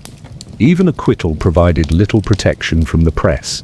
Newspapers frequently expressed outrage at guilty men walking free or hinted at corruption or incompetence when verdicts didn't align with editorial expectations. The phrase "no smoke without fire" appeared with depressing regularity in coverage of acquittals, implying that the mere fact of accusation proved some level of guilt. Follow-up stories about exonerated individuals were rare and typically buried on back pages, if published at all. The initial accusations remained what most readers remembered. The geographical reach of newspaper coverage ensured that those branded by the press could not easily escape the consequences by relocating, with papers exchanging stories across regions and even internationally. The innocent found that their undeserved notoriety traveled with them. The permanence of print meant that newspaper accounts, however inaccurate, became the official historical record of events. Future researchers, lacking alternative sources, would encounter these biased accounts as primary documents, ensuring that press-manufactured narratives became entrenched as historical facts. For the innocent caught in this system, options for redress were severely limited. Libel laws theoretically provided recourse for false accusations, but practical barriers were immense. Legal action required financial resources far beyond those available to most people, particularly those whose reputations and livelihoods had already been damaged by press coverage. The burden of proof in libel cases fell heavily on the plaintiff, requiring them to demonstrate both falsehood and malicious intent, a nearly impossible standard given journalistic claims of public interest and good faith reporting. Even successful libel actions provided inadequate remedies. Damages rarely compensated for actual harm done. Retractions were typically printed in obscure locations in the paper, and the publicity of libel proceedings often simply provided fresh opportunities for newspapers to repeat their original allegations under the protection of court reporting privilege. Many innocent individuals, realizing that legal action would only prolong their public humiliation, chose to suffer in silence rather than seek formal vindication. The press didn't merely report on criminal justice. It functioned as a parallel system of judgment and punishment. Newspapers appointed themselves arbiters of public morality, judges of character, and enforcers of social norms. They could effectively end careers, destroy marriages, force families to relocate, and render individuals permanent outcasts based on accusations alone. For the innocent, this extrajudicial punishment often exceeded anything a court might have imposed had they actually been guilty. What made this system particularly insidious was its claim to serve the public good. Newspapers portrayed their coverage as performing essential social functions, informing citizens about dangers, promoting vigilance, and supporting proper moral standards. This framing allowed them to justify even the most irresponsible reporting as fulfilling civic duty. The destruction of individual lives was merely collateral damage in the noble pursuit of public enlightenment. The press also played a crucial role in manufacturing moral panics, periods of intense concern about supposed threats to social values, whether focusing on white slavery, anarchist terrorism, or juvenile delinquency. Newspapers could create the impression of epidemic threats from isolated incidents, driving public demand for harsh responses from authorities. These panics created environments where accusation equaled guilt, due process was seen as dangerous leniency, and innocent individuals fitting general suspect profiles faced presumptive suspicion. Illustrations in newspapers added another dimension to this public punishment. Woodcuts and later photographs of the accused appeared alongside articles, ensuring that those named would be recognizable on the street. These images were often unflattering, taken under duress, or selectively chosen to align with the narrative being constructed. A disheveled appearance after arrest became visual evidence of criminal nature. The innocent thus lost not only their good name but their control over their own image and physical representation in the public sphere. The economic incentives driving this system were straightforward but powerful. Sensationalism sold papers. Nuance, correction, and measured assessment did not. Newspaper owners had direct financial motivation to emphasize the most shocking aspects of cases and to suggest guilt, even when evidence was lacking. Competition between publications drove a race to the bottom in terms of journalistic standards, with each paper seeking more provocative headlines and revelations than its rivals. In this environment, accuracy became secondary to impact, and individual reputations were merely raw material for profitable content creation. Class dynamics heavily influenced who received damaging coverage and who enjoyed protection. The press, ostensibly serving democratic functions, actually reinforced existing social hierarchies through selective exposure and differential treatment.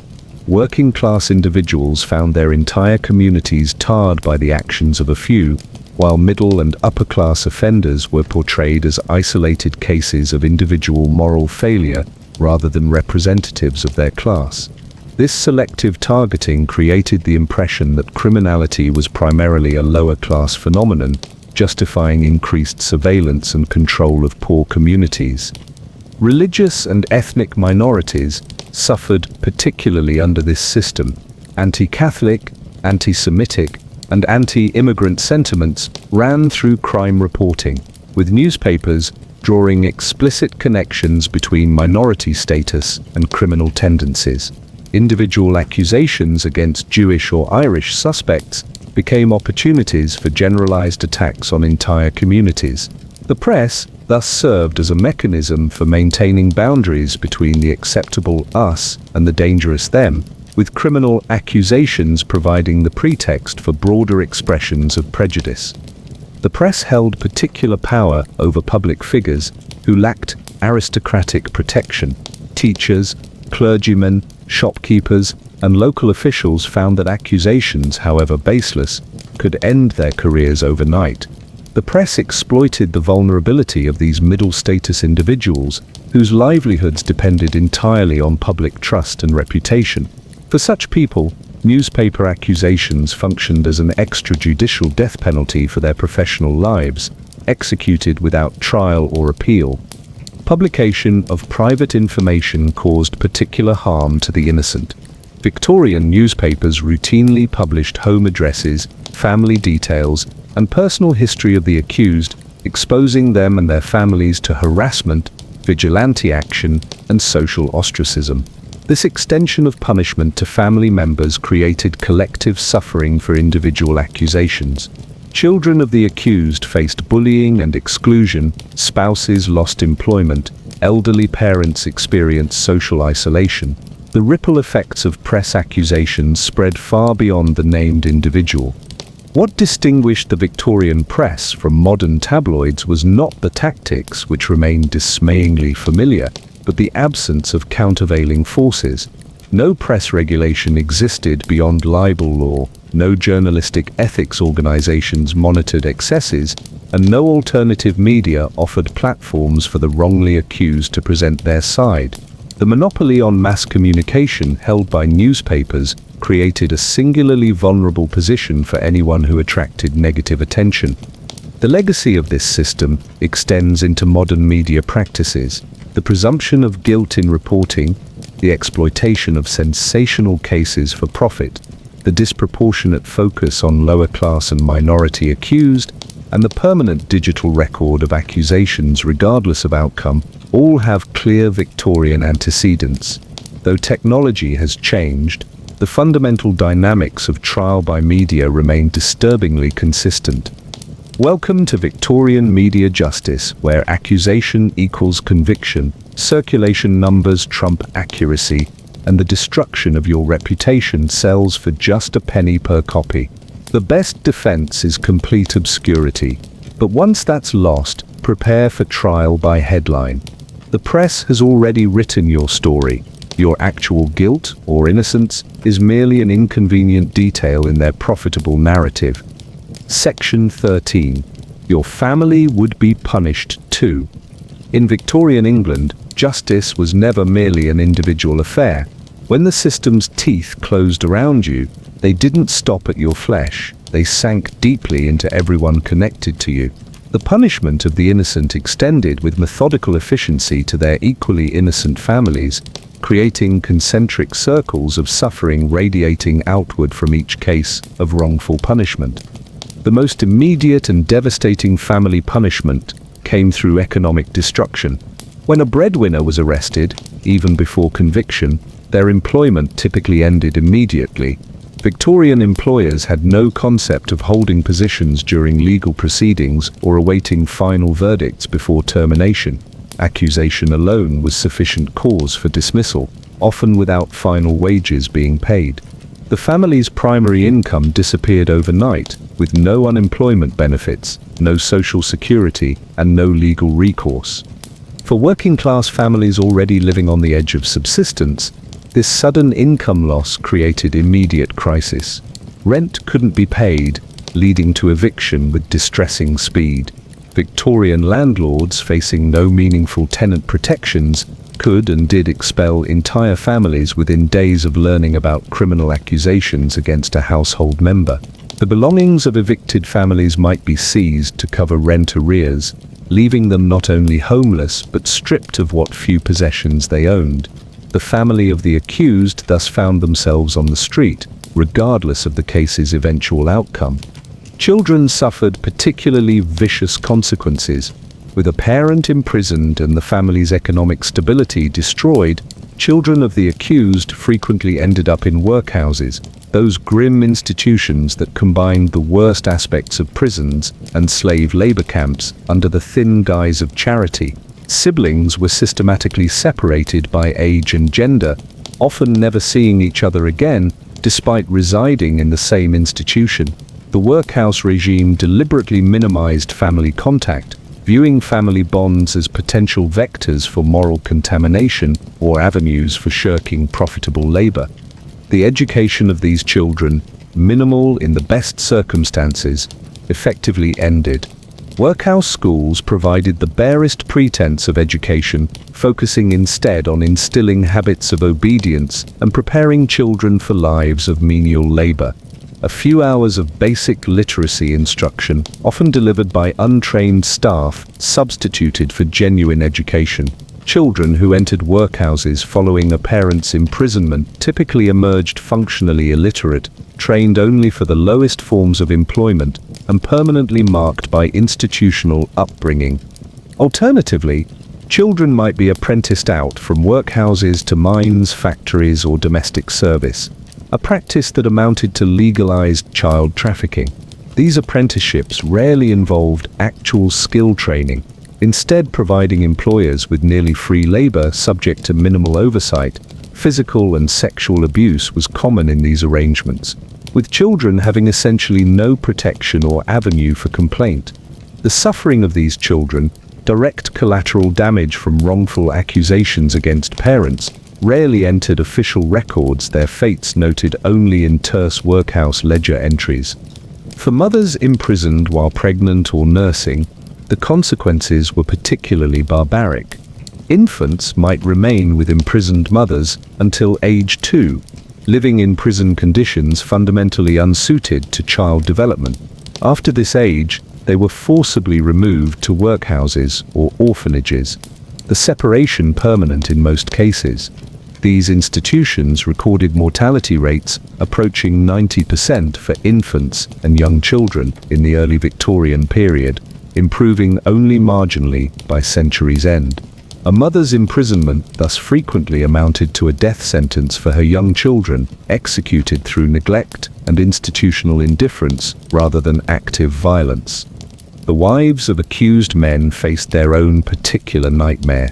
Beyond the immediate economic crisis, they encountered profound social stigma, often treated as contaminated by their husbands' alleged crimes regardless of their own involvement or knowledge. Employment opportunities, limited for women in the best circumstances, shrank dramatically for wives of the accused. Domestic service, a primary employer of working-class women, was typically closed to them immediately, as households feared hiring anyone connected to criminality. Charities and churches, the last resorts for the desperate, frequently made moral judgments about the deserving versus undeserving poor, with families of the accused firmly categorized as the latter. These women found themselves in an impossible position, unable to support their children alone due to employment discrimination, yet judged harshly for seeking poor relief or allowing their children to enter workhouses. their reputation permanently damaged by association, they faced sexual harassment and exploitation from those who assumed that the wives of criminals were themselves morally compromised. Police harassment of these women was common, with officers routinely monitoring their activities and relationships under the pretense of crime prevention. For husbands of accused women, the social consequences were differently gendered, but equally destructive. Victorian masculinity rested heavily on the notion of proper household management and control of female family members. A wife's accusation, regardless of its merit, represented a profound failure in this cultural framework. Men faced mockery, questioning of their manhood, and insinuations about their own moral character based on their presumed inability to properly supervise their wives. Professional damage followed, as employers and colleagues quietly distanced themselves from men who couldn't maintain proper domestic order. Extended family members didn't escape collateral punishment. Parents, siblings, and even cousins of the accused found their own reputations tarnished by association. The Victorian obsession with hereditary moral character meant that criminality in one family member suggested fundamental flaws in the entire bloodline. Employers checked family connections before hiring. Landlords investigated family history before renting properties. Schools might reject children whose aunts or uncles had faced criminal accusations. The concept of family honor created a shared vulnerability to reputation damage that extended across generations and through complex kinship networks. The psychological impact on families was profound but rarely documented in official records. Victorian literature offers glimpses through characters like the Nellies and Little Dorrits of Dickens, children aged before their time by the weight of family shame and institutional cruelty. Mothers separated from children experienced what we would now recognize as severe depression and post-traumatic stress, conditions neither named nor treated in Victorian medicine. Surviving records from workhouses and asylums suggest elevated suicide rates among spouses of the imprisoned, though these statistics were deliberately obscured to maintain the fiction that the system functioned humanely. Religious communities, theoretically sources of comfort and charity, often became mechanisms of additional punishment for families of the accused. Church relief was frequently conditional on public confession, expressions of shame for family members' alleged deeds, and demonstrations of exceptional moral rectitude to compensate for presumed inherited taint. Families might be assigned special seating in churches, marking them visibly as contaminated by association with criminality. Religious education for children emphasized their special need for moral guidance due to their presumably compromised bloodlines. Spiritual comfort came with the price tag of perpetual penitence for crimes they hadn't committed. Education for children from criminal families, if available at all, came with built-in limitations. Teachers held lower expectations, guided these children toward reduced aspirations, and sometimes used them as negative examples for other students. School bullying was not merely tolerated, but often implicitly encouraged as a form of social policing. Children learned to hide their family histories when possible, or to adopt defensive aggression as protection. Either strategy damaged their social development and educational outcomes. The system thus ensured that the punishment of parents was inherited by children through diminished opportunity and educational sabotage. Housing discrimination created geographical isolation for families of the accused, forced into the poorest, most marginalized neighborhoods by economic necessity and landlord prejudice. These families became physically segregated in areas associated with criminality. This residential pattern reinforced public perception of inherited criminal tendencies while exposing already vulnerable families to higher rates of actual crime, creating self-fulfilling prophecies of intergenerational criminal involvement. The original wrongful accusation thus set in motion patterns of segregation and vulnerability that could persist for generations. Marriage prospects for children of the accused were severely damaged, creating another mechanism for transmitting punishment across generations. Victorian courtship involved careful investigation of family backgrounds, with criminal associations representing major disqualifications regardless of individual character. Children from tainted families faced restricted marriage pools, often limited to others similarly stigmatized. This pattern reinforced economic disadvantage through multiple generations, as families with criminal associations intermarried and consolidated their marginal social position rather than forming alliances that might improve their status. The financial consequences extended far beyond immediate income loss. Any savings or property belonging to the accused could be seized to cover legal costs, fines, or court fees. Life insurance policies typically included moral conduct clauses that invalidated coverage upon criminal accusation, leaving families without even the minimal protection of death benefits. If the accused died during imprisonment, credit became impossible to obtain, forcing families into the hands of unregulated lenders, charging ruinous interest rates. A single wrongful conviction could thus destroy not only current financial stability, but any prospect of future recovery. For middle-class families, the damage took distinct forms. While they might avoid the absolute destitution facing working-class families, they experienced more dramatic status falls. Middle-class identity rested heavily on reputation and respectability. Criminal accusations shattered these foundations instantly. Children were withdrawn from schools by administrators concerned about institutional reputation. Club memberships were revoked. Professional associations expelled the accused, and sometimes their family members. Social calls ceased abruptly, as former friends executed coordinated abandonment. The middle-class family of an accused person often experienced more complete social death than their working-class counterparts, losing not just financial security but the entire social infrastructure that had defined their identity. Immigration became a common response for families who could afford it, reflecting the impossibility of rebuilding lives in communities where they were permanently marked by association. Australia, Canada, and the United States received thousands of these families seeking to escape the shadow of wrongful accusations. These migrations separated extended families, created psychological displacement, and often led to downward mobility as professional qualifications went unrecognized and social networks had to be rebuilt from nothing. The punishment of exile, while self-imposed, represented another form of collateral damage, extending far beyond the original accused. For the very few families with sufficient resources and connections, another option existed: placing female relatives and children in institutions voluntarily before public scandal could force less favorable arrangements. Private asylums, religious retreats, and distant boarding schools became repositories for the inconveniently related.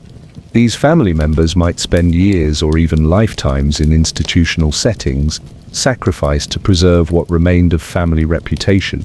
Their confinement, while more comfortable than workhouses, represented another form of imprisonment extending from the original accusation. The legal status of prisoners' families created additional vulnerabilities. With the accused unable to sign contracts, execute legal documents, or advocate for family interests, spouses faced significant barriers to managing financial affairs. Banks might freeze joint accounts. Business partners could exploit the absence of legal oversight to defraud the family. Landlords could impose unusual conditions with minimal recourse. Women, particularly limited in their legal rights, found themselves in legal limbo when husbands were imprisoned, not quite widowed, but lacking the legal authority of married women whose husbands remained present. This ambiguous status created opportunities for exploitation that compounded the family's suffering. The absence of prisoner support systems meant that families bore the entire burden of maintaining connections during incarceration. Visiting imprisoned relatives required money for transportation, time away from work, and navigation of deliberately obtuse prison regulations designed to discourage contact. Bringing food or other support to imprisoned family members, often essential for survival given inadequate prison provisions, required further resources. Maintaining these connections thus became another form of punishment for families, demanding sacrifices that further impoverished already vulnerable households.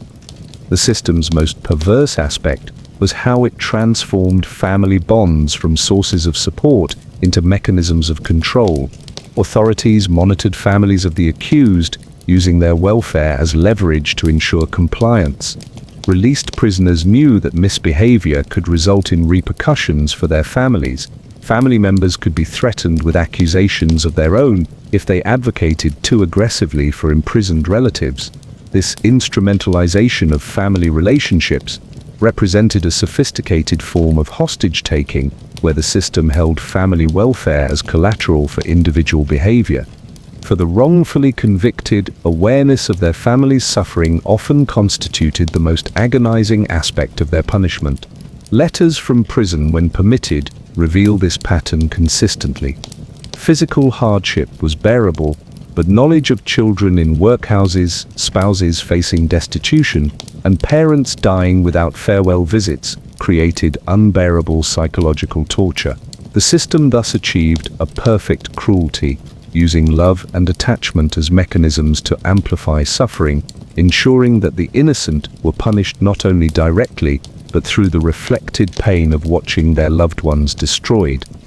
Welcome to Victorian family values, where your grandmother's cousin's brush with the law marks your children for life, where love for your family becomes the most effective weapon against you, and where innocence is irrelevant when measuring out punishment by association. The system ensures that justice, like poverty, is hereditary. Family ties are your greatest vulnerability, and the authorities know it. How very efficient. 14. You'd never be free again. The Victorian judicial system operated with a peculiar logic. Imprisonment had a defined end, but punishment continued for life. For those convicted of crimes, guilty or innocent, formal release from prison marked not freedom but merely a transition to a different, potentially more complex form of punishment. Welcome to the second sentence, the unofficial but inescapable penalty that followed ex-prisoners until death. The process began immediately upon release. Prisoners didn't simply walk out of the gates. They departed with documents explicitly marking them as former convicts. Discharge papers and tickets of leave had to be presented to police in whatever locality the released prisoner settled, ensuring immediate registration with authorities. These documents functioned as anti-references, guaranteeing that no employer, landlord, or community member would remain ignorant of the individual's history. Privacy was not merely unprotected, it was actively prohibited by law. Police surveillance formed the foundation of post-release punishment. Former prisoners were subject to regular monitoring, with officers conducting unannounced home visits, questioning neighbors, and maintaining detailed records of daily movements. In many localities, released convicts had to report weekly to police stations, where they were sometimes subjected to physical examinations to check for new criminal markings or tattoos. Failure to appear for these check-ins constituted a violation that could return them to prison. Freedom existed on paper but not in practice. The ticket of leave system, while theoretically designed to ease reintegration, actually functioned as an elaborate control mechanism. These conditional release documents required holders to inform police immediately of any change of address, maintain honest employment as defined by authorities, observe curfews, typically from sunset to sunrise, avoid public houses and other disreputable establishments, refrain from associating with known criminals, including other ticket holders, submit to search of their persons and lodgings without warrant or cause. Violations of these conditions required no formal trial or significant evidence. The word of a police officer sufficed to revoke the ticket and return the holder to prison to serve additional time. The system created a permanent probationary citizenship where normal legal protections simply didn't apply. Employment presented perhaps the most immediate and insurmountable obstacle. Victorian employers had no incentive to hire former prisoners and significant social and economic pressure to avoid doing so. no anti-discrimination protections existed. In fact, the opposite was true. Businesses serving respectable clientele were expected to screen out those with criminal records. Major industries, government positions, licensed trades, and most retail establishments were effectively closed to former prisoners, regardless of their skills or the nature of their original conviction.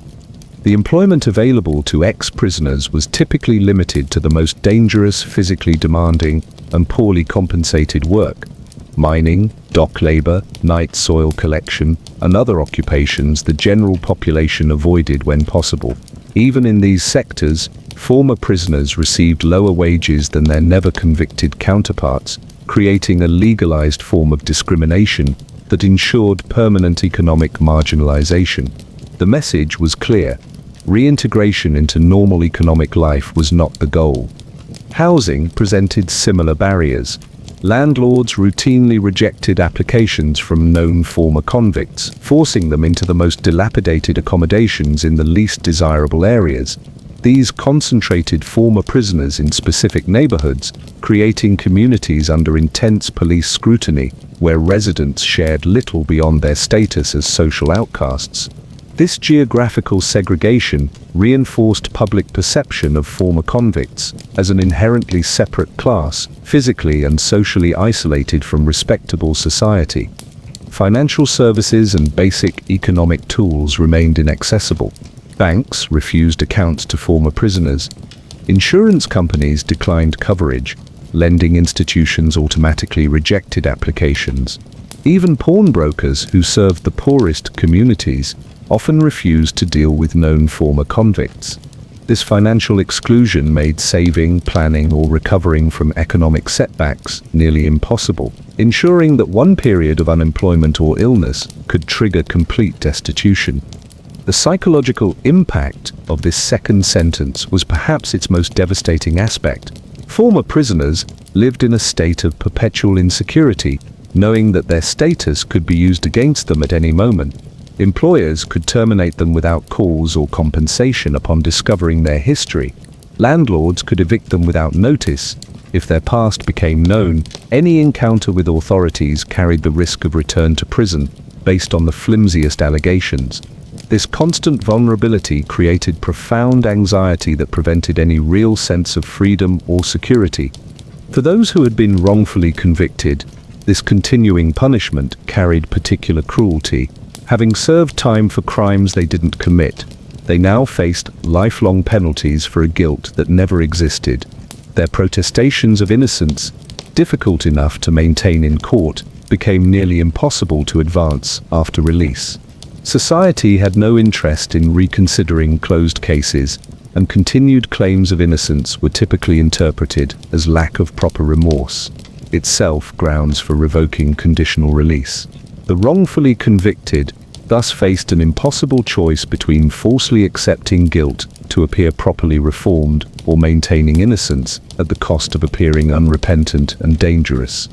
Family relationships, already damaged by separation during imprisonment, faced new strains after release. Former prisoners returned to find children who didn't recognize them, spouses who had adapted to independence, and family dynamics permanently altered.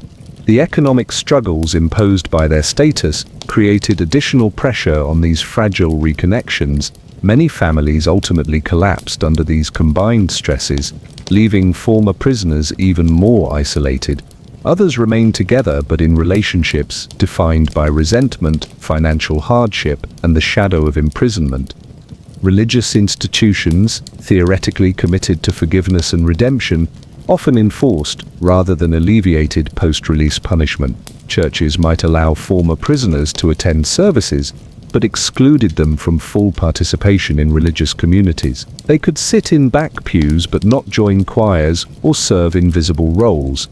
They could attend services, but not church social functions, where they might mix with respectable families. This conditional acceptance reinforced the message that some sins, or merely accusations, remained permanently disqualifying despite theological promises of forgiveness.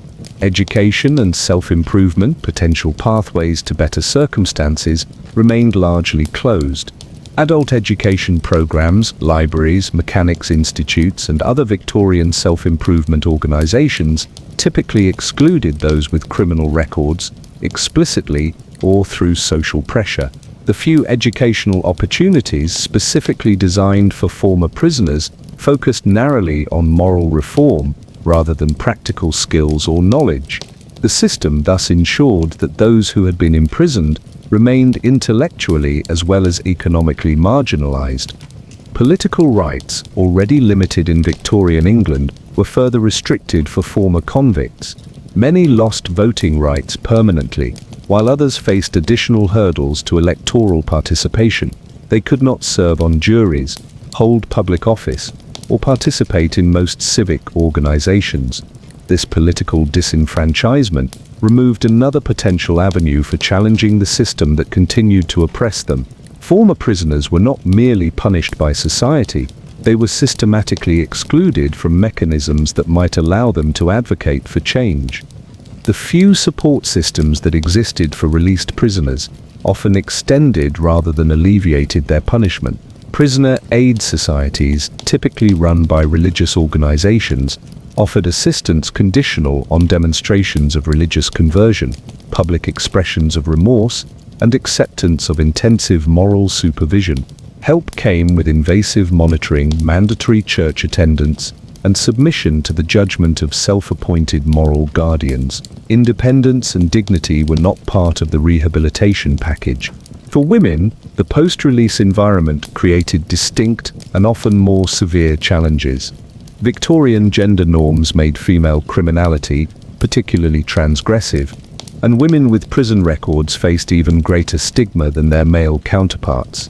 Employment options narrowed to domestic service in the least desirable households, factory work under exploitative conditions, or prostitution.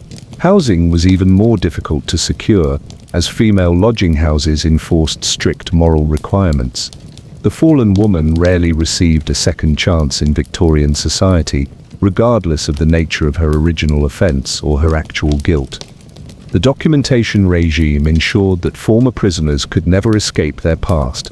The burgeoning bureaucracy of the Victorian state created increasingly sophisticated systems for tracking criminal classes, including photograph collections, fingerprint records, and detailed physical description documents shared between police forces. These records followed former prisoners wherever they went, making geographic relocation an ineffective escape strategy. The system's memory was long, detailed, and accessible to authorities throughout the empire. Even emigration, the traditional escape valve for those seeking fresh starts, became increasingly difficult as the century progressed. Colonial governments, initially welcoming convict labor, developed more selective immigration policies that explicitly excluded those with criminal records. Passenger lists were checked against criminal registers. Suspicious individuals could be refused boarding or turned back upon arrival in new lands. The tentacles of the criminal registration system gradually extended across the empire, closing avenues of escape through coordination between colonial police forces. The permanent nature of this second sentence reflected fundamental Victorian beliefs about criminal character.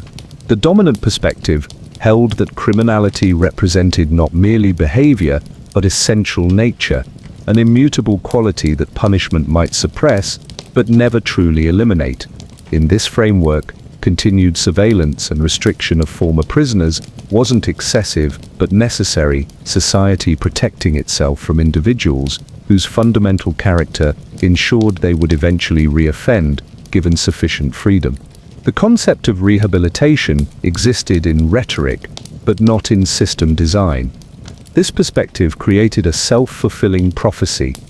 Denied legitimate employment, housing, and community integration, former prisoners faced limited options for survival.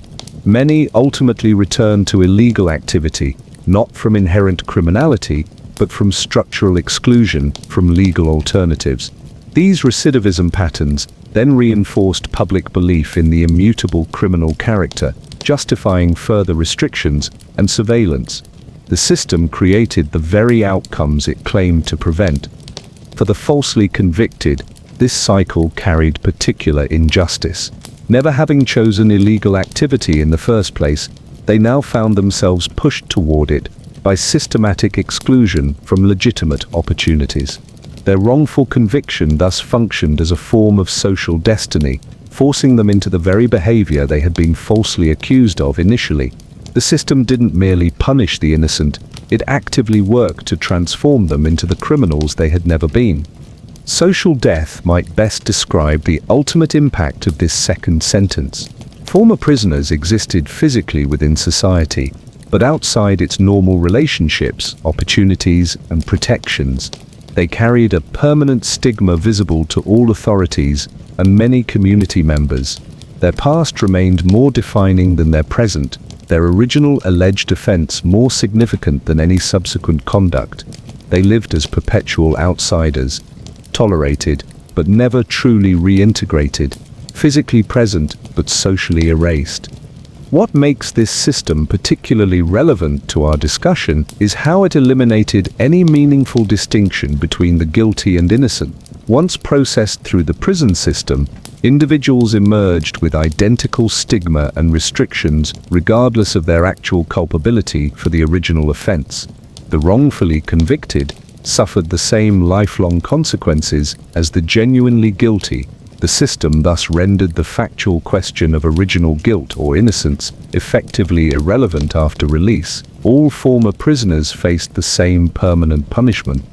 This extension of punishment beyond formal sentences reveals the true nature of Victorian justice: not rehabilitation, not proportional penalty for specific offences, but the permanent identification and control of designated criminal classes. The actual guilt or innocence of individuals processed through this system was secondary to their utility in defining social boundaries and justifying hierarchical control. The innocent caught in this machinery weren't accidental casualties, but essential components. Their suffering demonstrated the system's power to define reality, regardless of factual truth. The legacy of this second sentence persists in modern criminal justice systems. Though in less explicit forms, criminal records continue to limit employment, housing, and education opportunities. Formal and informal surveillance of former prisoners remains common practice. The distinction between completing a sentence and truly regaining freedom remains blurred. The Victorian belief in immutable criminal character has evolved into more scientific-sounding but similarly deterministic theories of recidivism, risk that justify continued restrictions long after formal punishment ends. Welcome to Victorian freedom after prison, where your sentence never actually ends. Your past permanently defines you, and your innocence remains as irrelevant as it was at your original trial. Society has invested too much in classifying you as criminal to allow inconvenient facts to interfere with your continued punishment. The walls may no longer be visible, but they're no less confining. Your second sentence is for life, and there is no appeal.